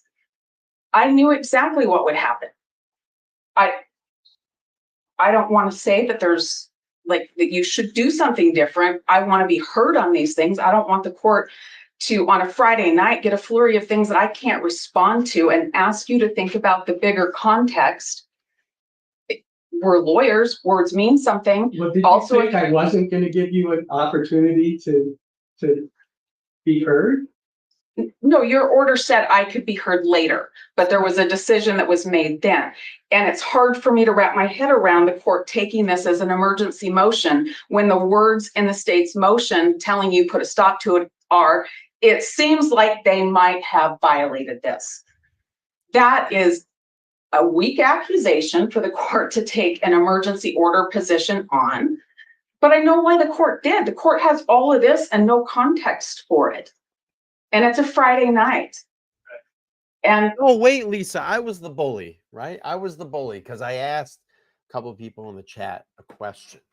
I was the bully, remember? Not Ann Taylor. Come on. I mean, if you'd received this on Thursday, my guess is you would have said, we're having a hearing Friday morning. I don't care if it's by Zoom. Not Karen Reed. Right.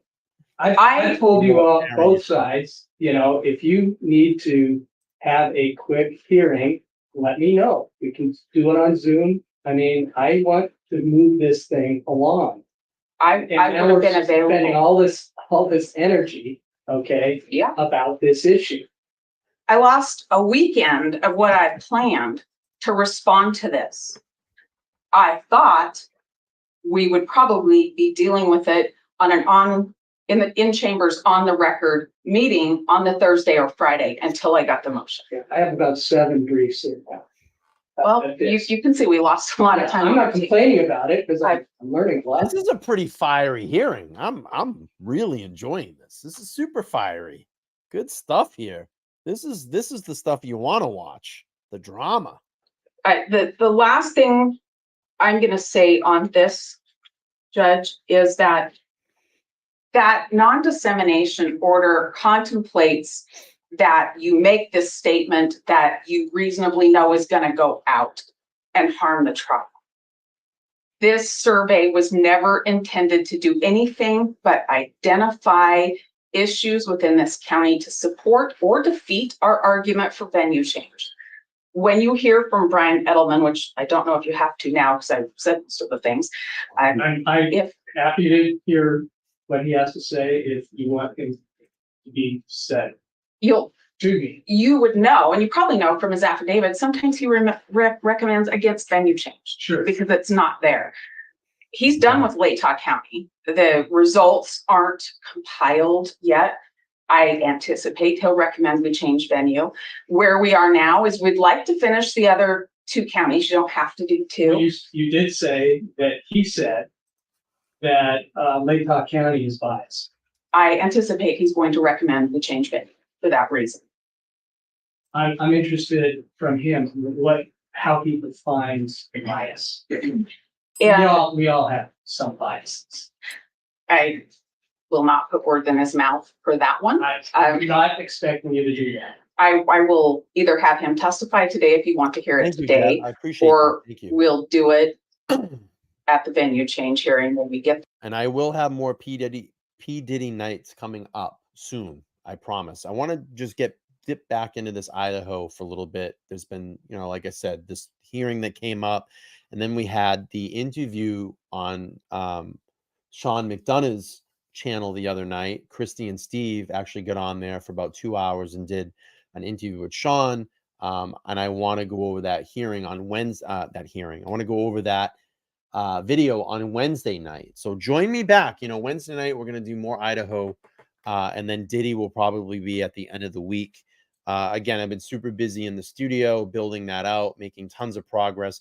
If you're not a channel member and you want to follow along with the studio progress, you can go down below and just hit Chris McDonough. Thank you. I keep saying Sean for some reason because Sean McDonough used to be the play-by-play for the Boston Red Sox. But anyway, if you want to follow along the studio build out, I've been doing that from members only lives. You can just click the join button down there and you join for a month. You join for $1.99 a month. I mean, my memberships are super cheap. Or if you want to contribute to another level, you can do that as well. It helps support the channel and keeps the lights on, especially once I get the new studio going, it's going to keep the lights on. But we'll keep playing along here. The question, I understand the court's willing to set our deadlines out 2 more weeks for venue issues. The question remains then, what do I need to show you? What do I need to present to you so that we can do a survey, a comparative survey?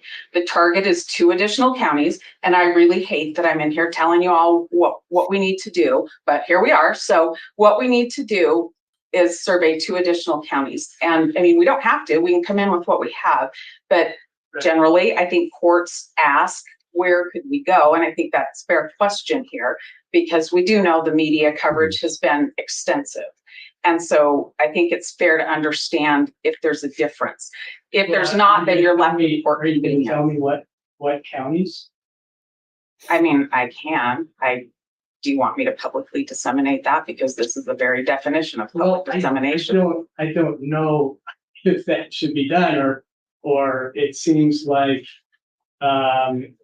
it could have some whether or not there's some credibility about the survey, depending on what county you are looking at. We have very different counties and different thinking throughout the state. So I don't know what Mr.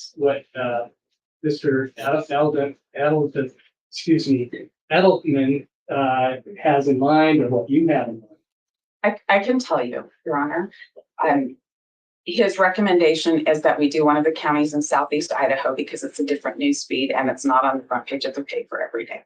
So we will do a southeastern Idaho county. That would either be Bannock or Bonneville, and I think Bonneville is slightly bigger than Bannock. The other county is Ada, and the reason for Ada is because it has a very large courthouse with a lot of good security, and that court system has handled high-profile cases in a way that's safe for everybody. The population's very large there, so even if we had to draw off a lot of jurors, we'd have the population there to do it. Additionally, Ada County makes sense when you look at the Rule 21B, the convenience because of the airport and the number of out-of-town people that will be coming in, and the ability to have hotels and restaurants where there would be people wouldn't be running to other people necessarily. So Ada makes a lot of sense for a lot of reasons to me. Those reasons, the courthouse security and places to stay among them. But Mr. Edelman, Dr. Edelman has told us that because of the news feed that we really need to do a southeastern Idaho. And so the decision was to do both. And in my mind, that is because it makes sense to know if we're going to go to the time to understand this and really give the court a picture, the court might want to know those two questions. Thank you. Sure. Um, I don't think I have anything left to say right now. okay, thank you. All right, Mr. Thompson or Mr. Nye? I'm not sure that the due process issue is something that's at issue right now. I think I already made this decision. I mean, based on the facts and the law, I mean. Absolutely. There's no due process violation here. No. There is nothing wrong. In fact, law contemplates the court can take emergency action to stop something and call a timeout until it affords everybody the opportunity to have their say and the court can make the final decision. That is all Your Honor did here. And I would suggest, Judge, that it would not be prudent or proper for Your Honor to change or limit your own authority on that. I think that you have to continue to reserve to yourself the ability to act quickly, to cause a timeout if you are alarmed sufficiently to justify that, and to give the parties an opportunity to appear before you and sort it out. Before. I'm not going to change that. That's for sure, because the law allows me to do that. Yes, sir. And I know what due process means. And I say that only in light of an email that your staff attorney sent to us the other day ago that suggested that maybe the court was not going to be entering orders without full hearings with everybody. Oh, well, but Ms. Taylor wanted, she said, from here on out, we're going to talk about that too.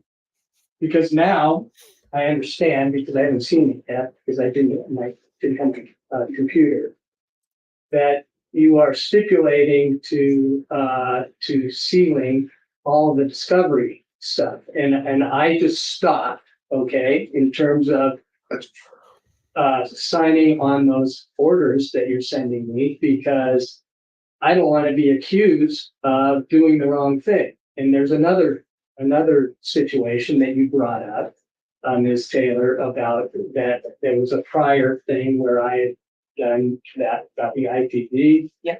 And the state asked to do a public order, just to say that we provided the IDG or some of the IDG to you. And that doesn't really say anything except that. But you were criticizing me for that too. Your Honor, to be clear, it's not the content of that order. My concern is the process. My concern is it feels like from our perspective that Mr. Thompson says, hey, Judge, can you do this? And I'm getting ready to weigh in and it gets done. I didn't get a response from you. Your Honor, that was out the same day. I was in the process of writing, and this was by letter. It wasn't by motion. I was in the process of writing a letter to the court asking to be heard on some issues, and the order was signed. or the new order was generated. The content of it isn't the problem. It's the concern about the process, the concern about making sure we have a clear record of what's done, and the concern about things halting what we're doing before we can be heard. And Okay, but did you want that to be not sealed? The other, no, the other part, all the IGB stuff, that's like 6 pages, 7 pages? No, Your Honor, I don't have a problem with what the court ended up doing. I was concerned about the This process. is literally a circus. It's such a circus. And then having this order issue on a Friday without having an opportunity to talk about it, my alarm bells go off, and I think this can't happen. I probably have the court's attention squarely on me in this issue, which I anticipated, but what I didn't want to have is I don't want to have the prosecutor writing the court letters and the court doing something and me running around trying to catch up. I mean, the thing that happened is fine, but then we have this other thing that happened, and I don't want this habit. I understand. I'm sorry. The survey, that's what. Yeah, the order to stop. Yeah. Sure. So it's that there are 2 things that have happened without me being able to even weigh in, that's done when the prosecutor asks you to do something. They're having another hearing about this on what day are they having this? On the 10th. What's the 10th? On Wednesday, they're having another go around on this. Maybe I'll be able to live stream it. They're having another hearing on Wednesday about this. And I don't like that. I want to have opportunities to be heard. I certainly understand a court's emergency power, but if this was an emergency, the state knew from March 8th about these surveys. The state sat down and talked to me, and I offered to see you with the state. And then their motion said it seems like it might be a violation. So I think maybe we need to define emergency a little bit better, because I know you have those powers and I wouldn't ask you to not use the powers that you have. I think the problem here is the way this gets presented when there were a lot of different roads and it cuts us off. And that's what I don't want to have. Okay, I want to solve this problem if it's possible. One of the things, I mean, because you have filed motions where you didn't ask for a hearing. Should have been done that way. Just courtesy. Should have been done that way. Should have been presented to Bill Thompson, and then they agree. They probably should have had the judge involved. Let's see. Kohberger hearing is scheduled for a motion hearing has been scheduled for 4/10/2024 at the following time of 4 p.m., which is probably going to be Idaho. What's 4 p.m. Idaho to East Coast? It'll be 7 o'clock here, right? There's still one, couple hanging out there. Okay. And so I don't know if I'm waiting, okay, if you're asking for a hearing or not, or because historically you guys have worked really well together. Okay. Stipulations, but then I don't get a stipulation. I don't get a request for a hearing. So what am I supposed to do then? So what I'm starting to wonder about is maybe we should just have a hearing, okay, at least once a week. I mean, a month, maybe once a week. I'm here every week. Maybe You can once do a it. week. Okay, You can do it. like a Thursday afternoon. That's Okay, the day I'm here. and then okay, so and then we can kind of clean out a lot of these things that are sealed, or arguments about this or that. I don't particularly want to do that, but you and the court, okay, both of you, I say you, both sides, that you worked really hard, okay, to protect the goal of a fair trial. And all of a sudden I feel like it's cracking a little bit, the work together, okay, because if we have to have hearings on every single thing, we got a long ways to go. And it's a lot of time, it's a lot of work, it's a lot of money. And it just makes everything more difficult. So if you can come together on certain things, then it's a stipulation that we need, then it's I almost think he's being too flexible. This is 2 years. We're 2 years in now.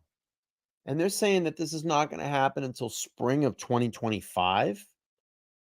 That's insane. And this is the thing that irritates me about this. And I talked about this earlier in the show.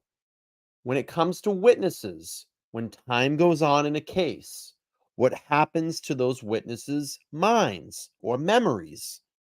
They fade.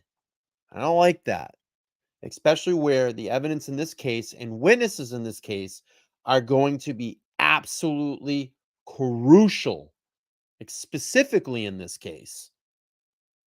But Ann Taylor knows what she's doing. Drag it out as long as we can. We know that those witnesses' memories are going to fade. And, the witnesses might not particularly remember specific details about a situation or a time or way that something, the way they heard or saw something. So this is what's annoying me. I think the judge has to be a little bit tougher. I think at first he was, but it seems like he's getting a lot more lenient knowing that this is potentially not going to happen until the spring of 2025. a stipulation. If it's a hearing, it needs a hearing. I'm fine with accommodating whatever needs to happen in short notice too. Because, like I said before, I just want to keep moving on this. Just so it's taking a long time. Your Honor, I think the record shows that we have been able to stipulate probably to the majority of things. I don't keep count. There are some issues that we have not been able to reach an agreement on. And bringing it back to the issues that are before the court right now, I realize we have a bigger picture to talk about. But the defense makes a big deal about the state hearing that there were surveys going on in our community back in around the 8th or so of March. And as the declaration that's been filed with the court shows. Here, I'll answer that for you, Scott. Everything in this case, everything, Scott, everything. Yes, we did. And we immediately referred that to law enforcement to investigate, find out what these surveys are about, find out who these people are that are doing the survey. If you can, get that information to us. And that process is in the works.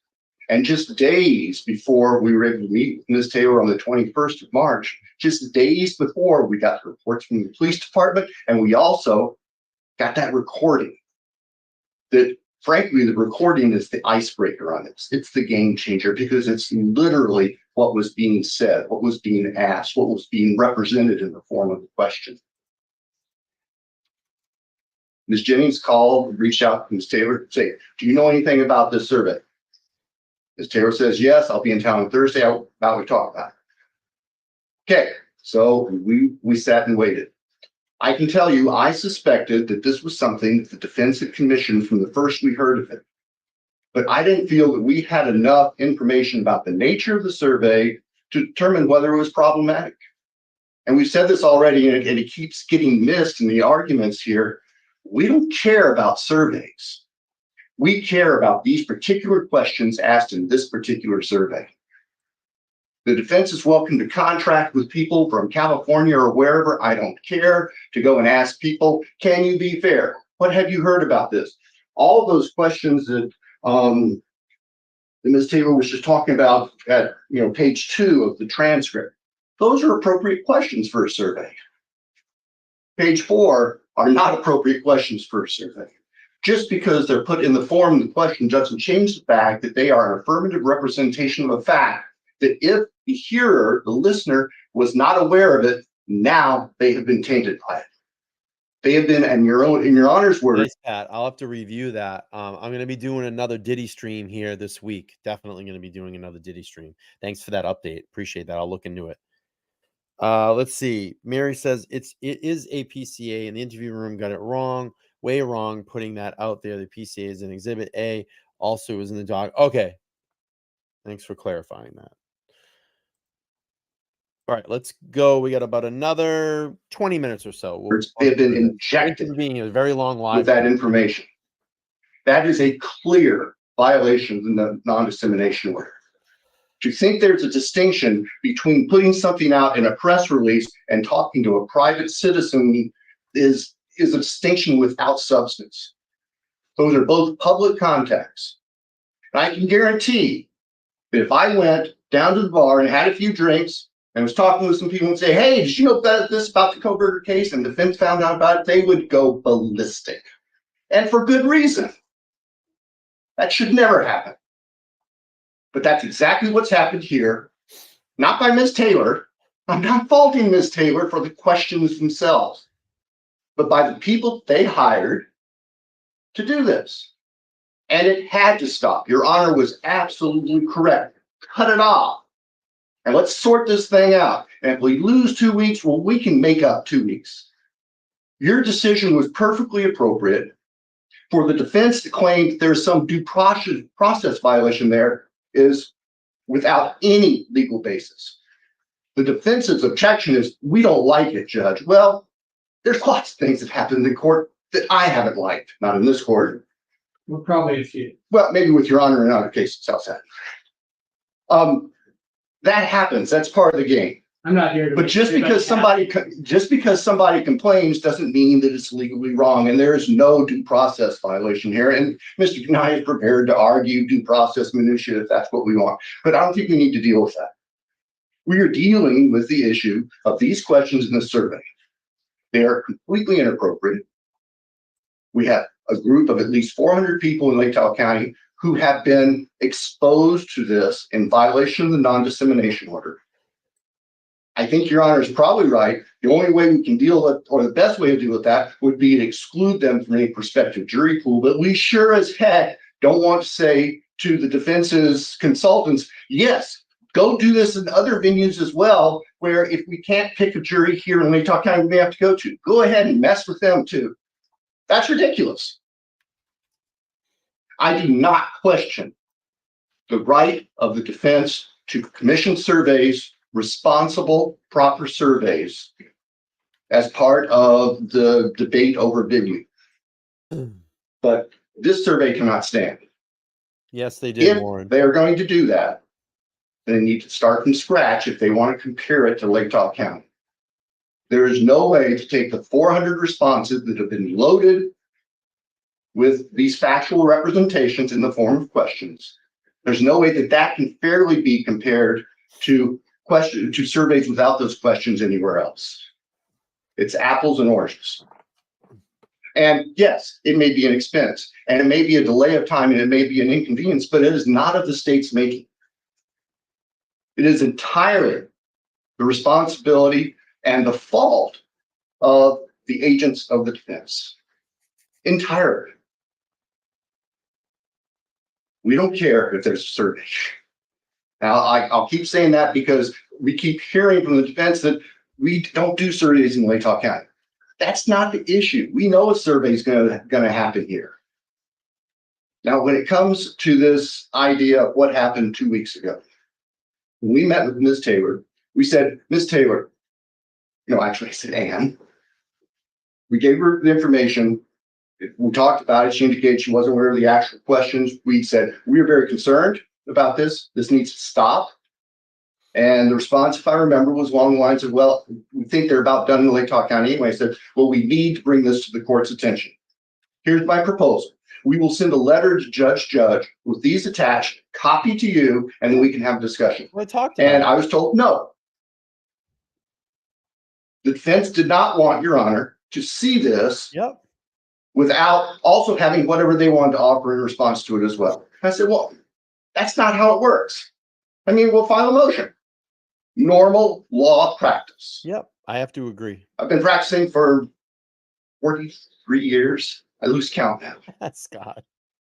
You know, if you can't resolve something, you file a motion with the court. If there are things you want to base your motion on, you attach them to the motion, and we proceed from there. And so that's where we left it. Ms. Taylor did say, well, I could be available the following Friday, Thursday or Friday, to talk with Judge Judge. And to my mind, well, that's too little, too late. As far as we know, these surveys are going on again right now. He's pissed. Wrapping up or starting somewhere else, whatever. It needed to be addressed quickly, not wait a week to have a conversation and then go into a conversation where you're left cold. We walk in the door and we aren't able to provide you the basis for our concerns. So you are completely helpless with information. That's not how it works. That's not how informed decisions are made. So we prepared a motion.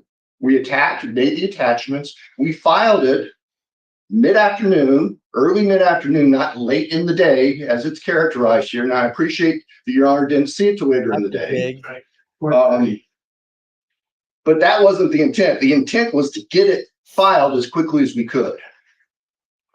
There was no scheme to do some, 5 minutes to 5 o'clock filing and take some advantage of the defense. That's not the way we do business. That's not the way I do business. And frankly, it's a little offensive to have that suggestion made, but I'm going to move beyond that. He's pissed. I have to say, I am disappointed to learn today that Dr. Edelman and his associates were not made privy to the non-dissemination order. But we can't undo that. And once again, that's not of the state's making. To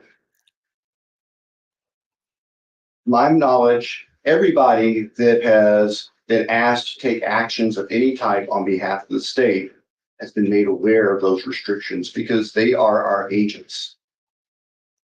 And we know we are responsible under the court's order for the actions of our agents. Regardless, I'm disappointed. I also want to be clear that I'm not standing here today making a bar association ethical complaint against any member of the defense team. Yes, language in the non-dissemination order contains language that parrots the Idaho rules of professional conduct, but the laundry list of things that the court lists, I think, are much more specific. And that's what we're concerned about. And if I'm wrong and those are in the comments, well, then maybe there's a violation of that rule, but that's not my interest. I have no interest in doing that. My interest is in taking care of this case, making sure that we can have a fair trial, making sure that Your Honor's non-dissemination order is honored. And at this point, trying to figure out a way to cure what has happened. The first thing to do is we have to say, Your Honor, the court needs to say, no, you will not ask any more questions of prospective jurors without the court approving it. Because we've seen that the people retained by the defense cannot be trusted in that regard. Fools once, shame on us. Shame on you. Fools twice, shame on us. We don't want to get into that.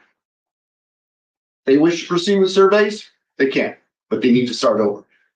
Start over in Latah County. Yes, sir. Absolutely. Absolutely. There's no other way to get a fair comparison with any other prospective veneer without doing a new survey in Latah County and not including any of the people who were surveyed in this 400-person group.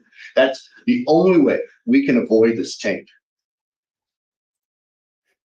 Again, this is not of the state's making. We are trying to salvage a mess. Ooh. Thompson hitting hard. As Your Honor noted, there's no difference between talking, and I said just a little bit of talking one-on-one and issuing a press release or standing down in Friendship Square with a bullhorn. The dissemination to a member of the public And it's equally in violation of the no contact order or the non-dissemination order. Do you think some of those 400 people might have talked to other people, like their families? I know their they friends. I know they have, Judge, and the reason I know that is we got a call from the sheriff's office earlier today where a woman called and said that she had heard about this survey and the survey made her uncomfortable. And when they called her back, it actually was her son that had received the survey inquiries a couple weeks ago and happened to mention it to her. And she just wanted the sheriff's office to know about that. I mean, we have good, responsible people in this county.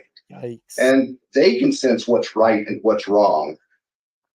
You don't have to be a trained lawyer to know that it's not right to go out asking these kind of questions to Yikes. people who might be prospective jurors in the case. Yikes. It's just not right.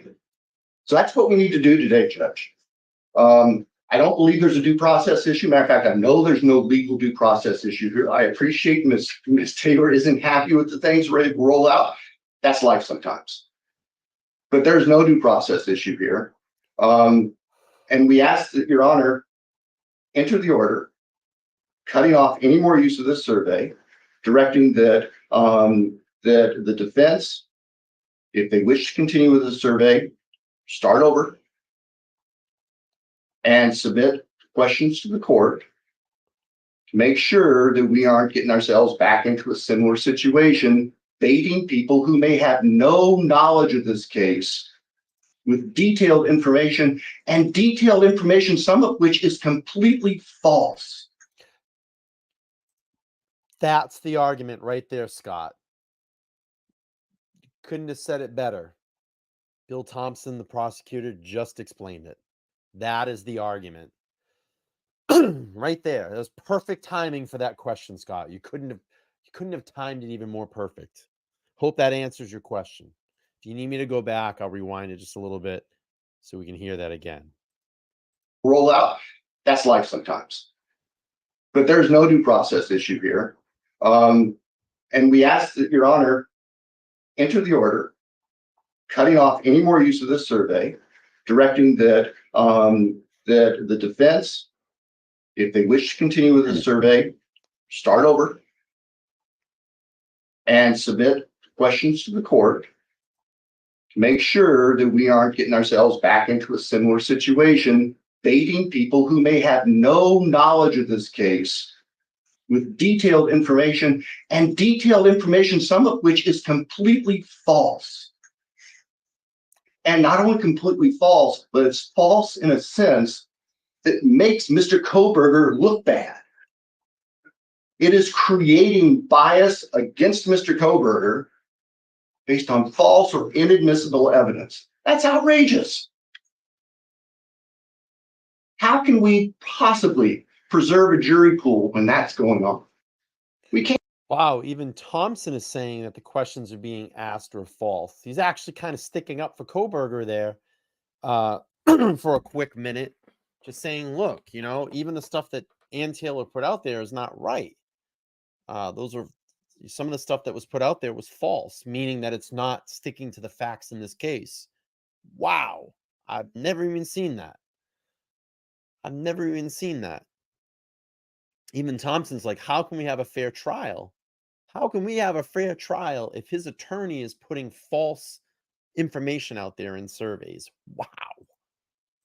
Can't. It has to stop. Thanks, Judge. Mr. Thompson.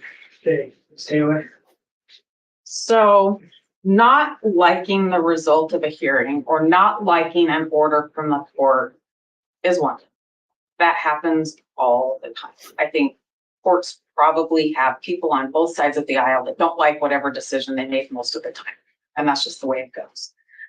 What I complained about was not being able to have a voice before a decision was made. I think that's an important distinction. I'm not saying don't make a decision I don't like or I'll file a motion against you. I'm not saying that at all. I imagine over the course of this case, there will be decisions I like and decisions I don't. It's the way it's been in the past. This was solely about being shut out of the process before a decision was made. I understand the order said I could have my day. Here's my day. So that I want to make it clear, it's that motion didn't come because I didn't like the result. I didn't like the process. That was it. That was my issue with the process. And I wanted to be heard about that. I do not think that these survey questions that related to what have you heard in the media injected information to people.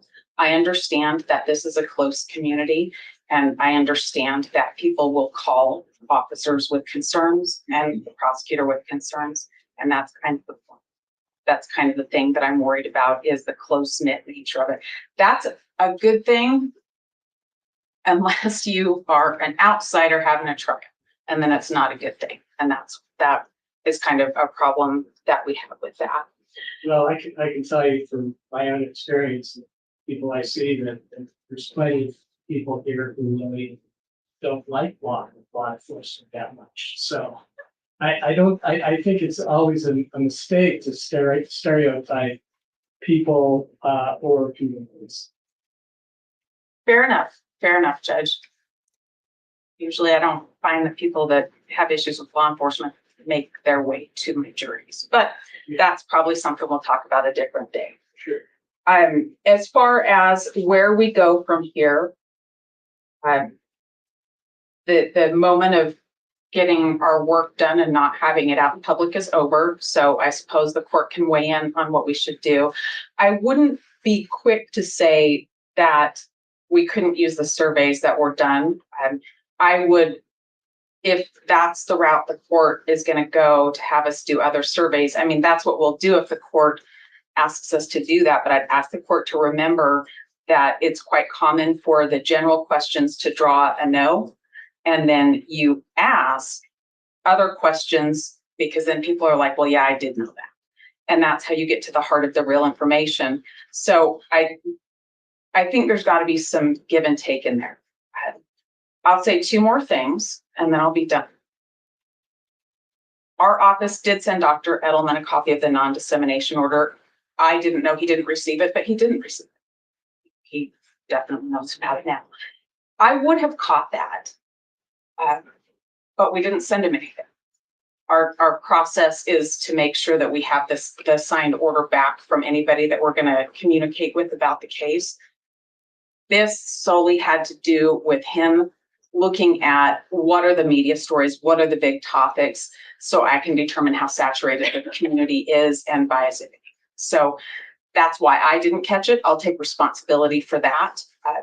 But just to maybe allay some of Mr. Thompson's disappointment, it was sent. I don't know what happened, but he didn't receive it. He surely was. My other thing is, if the court wants to change the survey, I would like an opportunity to speak with Dr. Edelman about the possibility of preserving what we've done versus just starting all over before, I guess, any more surveys went out, if they're going to be changed. If the court will let us keep going with the way we're going, then we could make the comparisons from county to county. But if that's not what the court's going to do, I would like to see if there's a way to preserve what's been done by not looking at the questions that the court wouldn't want us to ask of other jurors. And I don't know if that works, so I need to talk to Dr. Edelman. Yeah, that's what I'm kind of interested in, trying to figure out. And we have to start all over, how to approach this. And I mean, one of the things that I'm concerned about is how much this costs taxpayers money. And I have no idea. I'm not part of the money, part of this. But if there's a way to kind of salvage something, I'm not happy about these specific questions, especially ones that are false. Then people hear that and they just get even worse sort of impression. Okay, because of COVID. There are also cases that or questions that are very specific that are going to be major issues in the trial.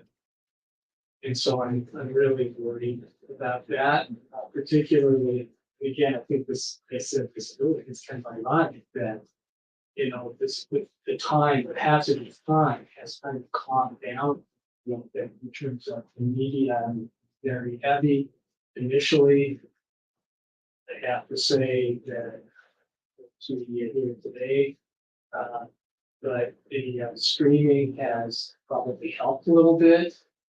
Sort of kind of slowed things down intentionally, but I think people kind of move on a little bit, and then all of a sudden they get a phone call from a stranger talking about particular issues in Kohberger case, and so it kind of fires it up. And that's one of my worries. Also, just the fact that you can say 400 people, but 400 people in town spreads really thin.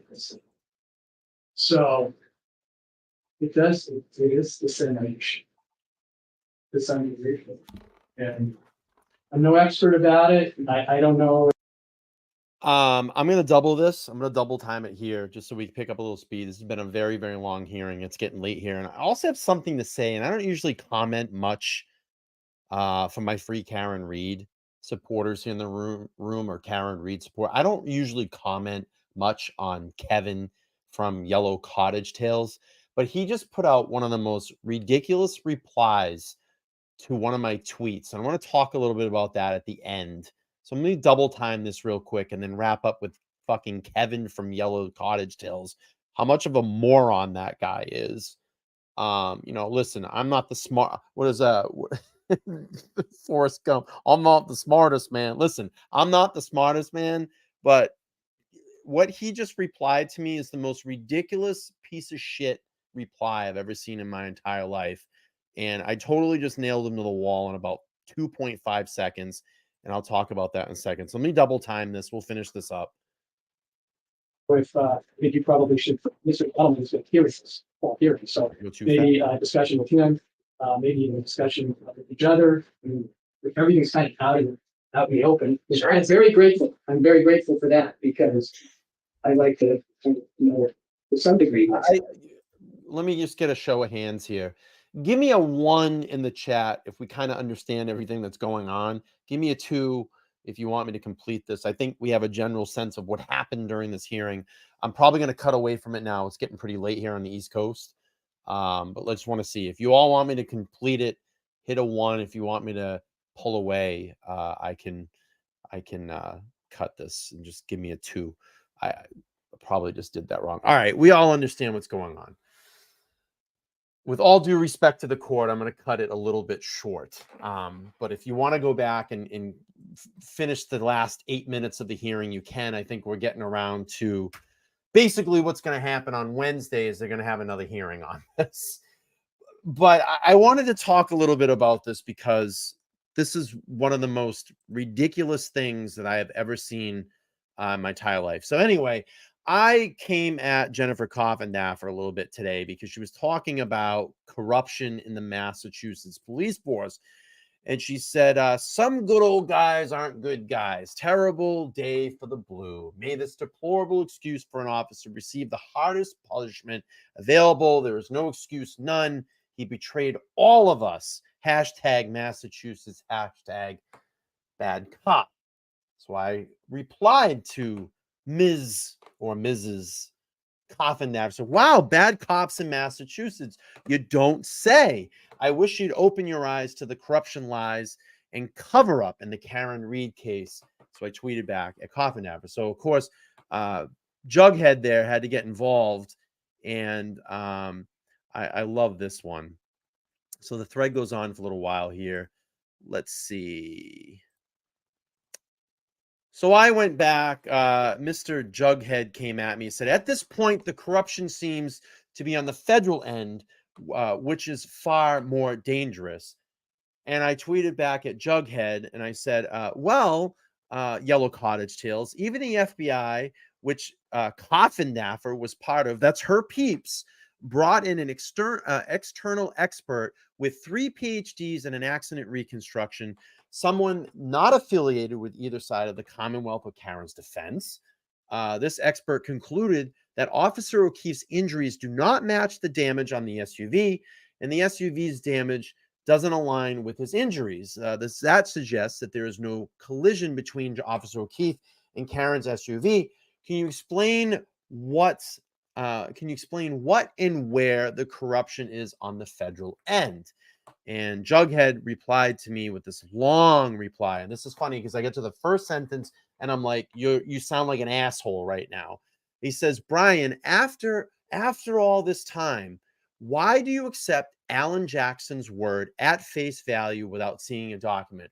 Well, Jughead, let me tell you, if you actually go back and listen to the fucking hearing, what is the first thing that Jackson says about it?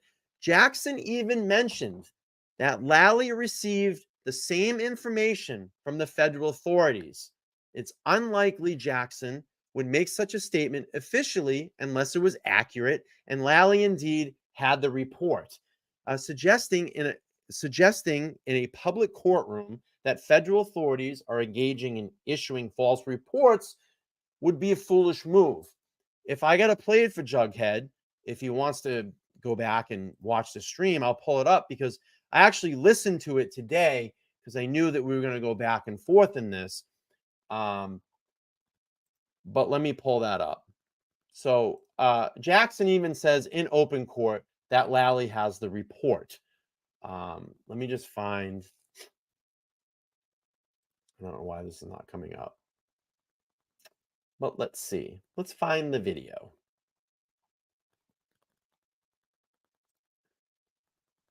Here. All right, let's do this for him.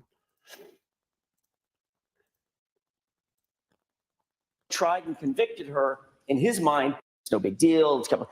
First of all, here we go. Are you watching, Jughead? It's always interesting to hear an argument that suggests there's nothing to see here. That's exactly what Mr. Lally did yet again. He said, look the other way, look the other way. Oh, it's the defense that wants you to look the other way. We don't want you to look the other way, Your Honor. We want you to look directly at the evidence of the compromised relationship. The funny thing about it, I know right where this is in the hearing. I know right specifically at what moment he said this in the hearing. That's how well I know what he says here. So if you actually went back and watched the hearings, Jughead, you would know that Jackson actually says the report was given to both of us. That Trooper Proctor had and hid. That's what we want the court to look at. He suggests, oh, well, there's just a couple of text messages. It's no big deal. The fact is, Your Honor, she really hit him. She really hit him with the car. Let's remember, she really hit him. And these text messages, they mean nothing. We're talking about the integrity of a sitting grand jury. And the president. And let me ask you a question. Do you think Jackson would go out there and just put something out and say, oh, he's just making it up? Oh, without seeing a document? Are you fucking kidding me? You're going to put that out there in open court where you could be lying? You could be disbarred? Do you think Jackson's going to say that about a report, knowing that Lally has it in his hand as well? Doesn't make any sense. Presentation before that grand jury. What Mr. Lally now has in his possession, but he didn't mention, now that he says, oh, well, she killed him. Let's just get on with it. She killed him. He's already tried and convicted her in his mind and tried to do it in this courtroom. Doesn't quite work that way. Now Mr. Lally has in his possession another thing from the feds that we didn't have access to. Did I hear that correctly? Did I hear that correctly? Maybe I need to go back a little bit. I'm going to rewind because maybe my ears didn't hear it. Maybe I'm wrong here. Didn't Jackson just say now what Lally has in his possession that he didn't give to us? Of a sitting right? Grand jury and the presentation before that grand jury. What Mr. Lally now has in his possession, but he didn't mention, now that he says, oh, well, she killed him. Let's just get on with it. She killed him. He's already tried and convicted her in his mind and tried to do it in this courtroom. Doesn't quite work that way. Now Mr. Lally has in his possession another thing from the feds that we didn't have access to. The federal investigators hired, independent of us, we had no idea, and independent of the Commonwealth, hired a professional reconstructionist, 3 PhDs. I'm going to tell you, I think that was probably one of the most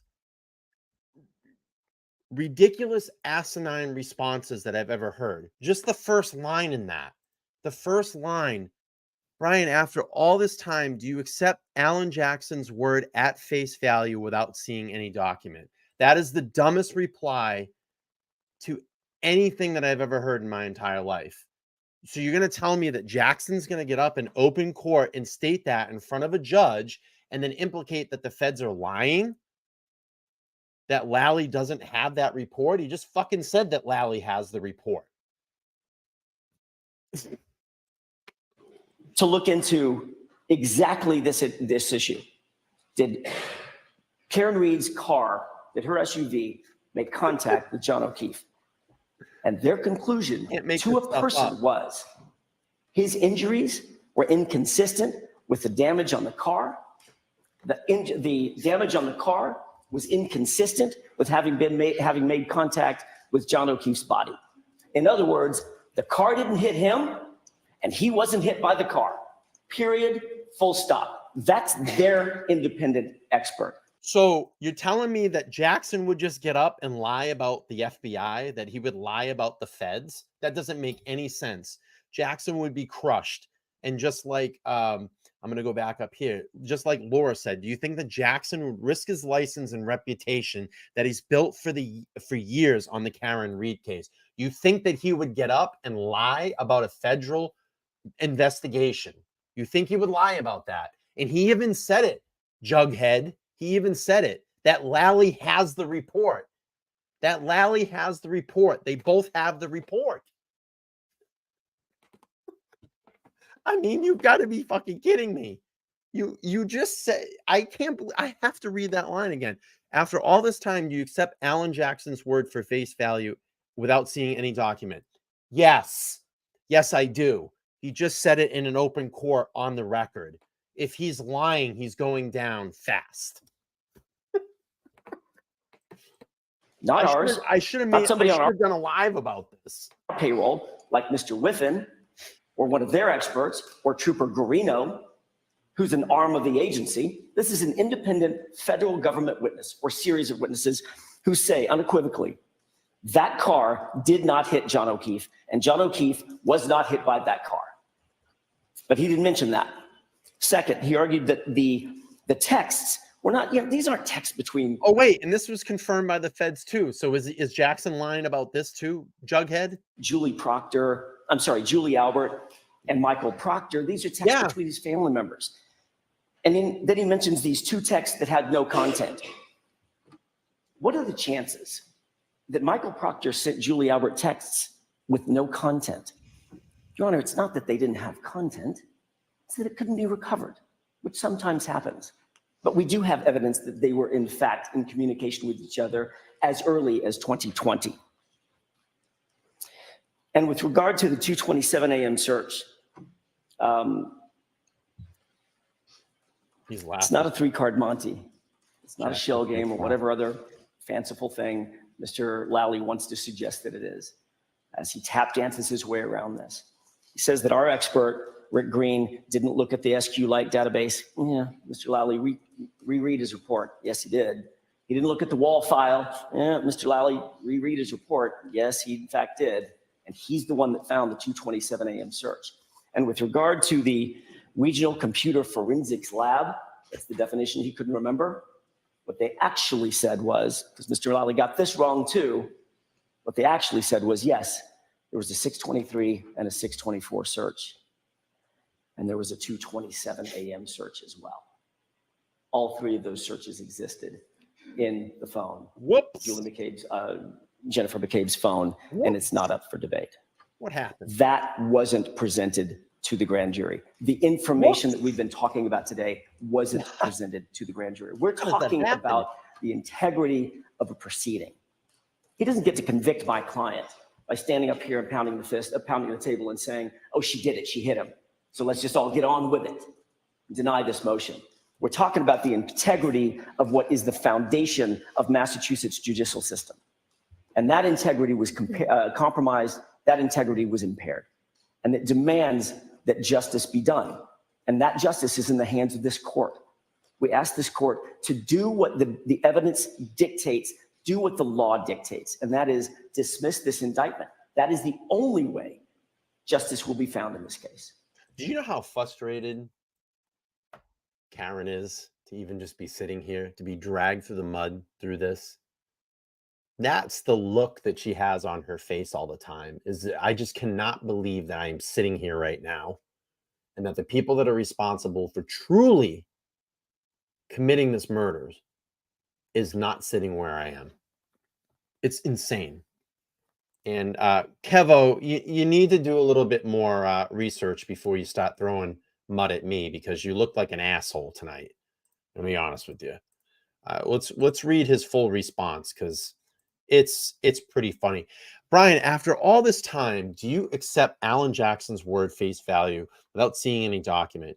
You two develop a sense of skepticism. Oh, do I really? Defense attorneys are paid to spin bits and facts and lines of report into a yarn. For example, there was no non-human hair, and the state could not have used a 223 version of the software in 2022, nor is there a gap in the library video. In fact, the judge recently ruling has warning clearly directed at Jackson about distortion and misrepresentation of the facts within the impounded evidence. We have absolutely no idea what the independent expert hired by the feds found. He just said it. He just said it. It's in the report. Are you not paying attention? We have no idea what the conclusions are. Haven't you seen this trick before several times? This summer, 3 Karen Reed people, including TB, were saying Jessica Hyde was not supporting the prosecution, but they hid key parts of the Hyde's analysis when they finally saw her conclusions.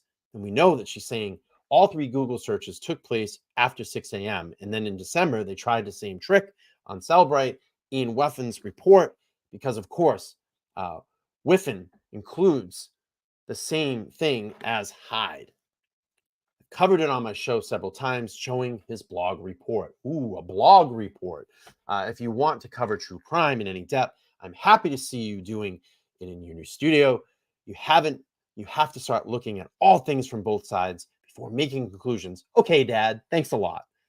As far as I can tell, all of your sources have a rep for dishonesty, TV, Sean, or intense bias, or paid advocacy. Olivia, at least get some of their sources to balance it off. Kevin, I think you need to do a little bit more research. I think you need to understand and listen to the hearings a lot more. Tonight, you look like a complete idiot. And that's what I have to say on that. Really don't give a shit if you see this or if you don't. But I think you really need to listen, because I don't think that Jackson would go into an open court with a federal investigation that is on the record, and the documents are in Lally's hands. They have the Commonwealth has the documents, and get up there and say that. And you notice, just like someone in the chat here said, and I'm sorry, I think it was Laura, said Jackson would not risk his reputation nor his license to be disbarred with lying, especially about the feds.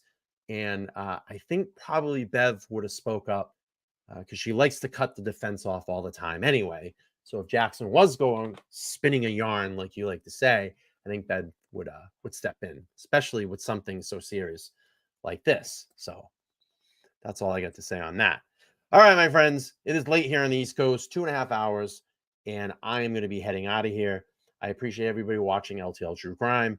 I'll be back on Wednesday to discuss more Brian Kohberger, and then we'll get back into Diddy probably at the end of the week. And as Karen Trials approaches, we'll be doing some more lives on that. Let's see if Jughead replies to me. If not, I really don't care. Y'all have a good night. Thanks for watching. Take care. Bye-bye. LTL True Crime, we going deep in the dark. Yeah. Peeling back the layers, exposed the hidden them up. From the streets to the alleys where the secrets lie. Jetting into minds of the wicked, no alibi. LTL true crime. Unraveling the web of evil. No stone left unturned. We dive into the crime. Yeah, we digging up the dirt, bringing justice to the crime. LTL true crime, unveiling dark realities of the true crime. Unraveling the web of evil. No stone left unturned. We dive into the crime.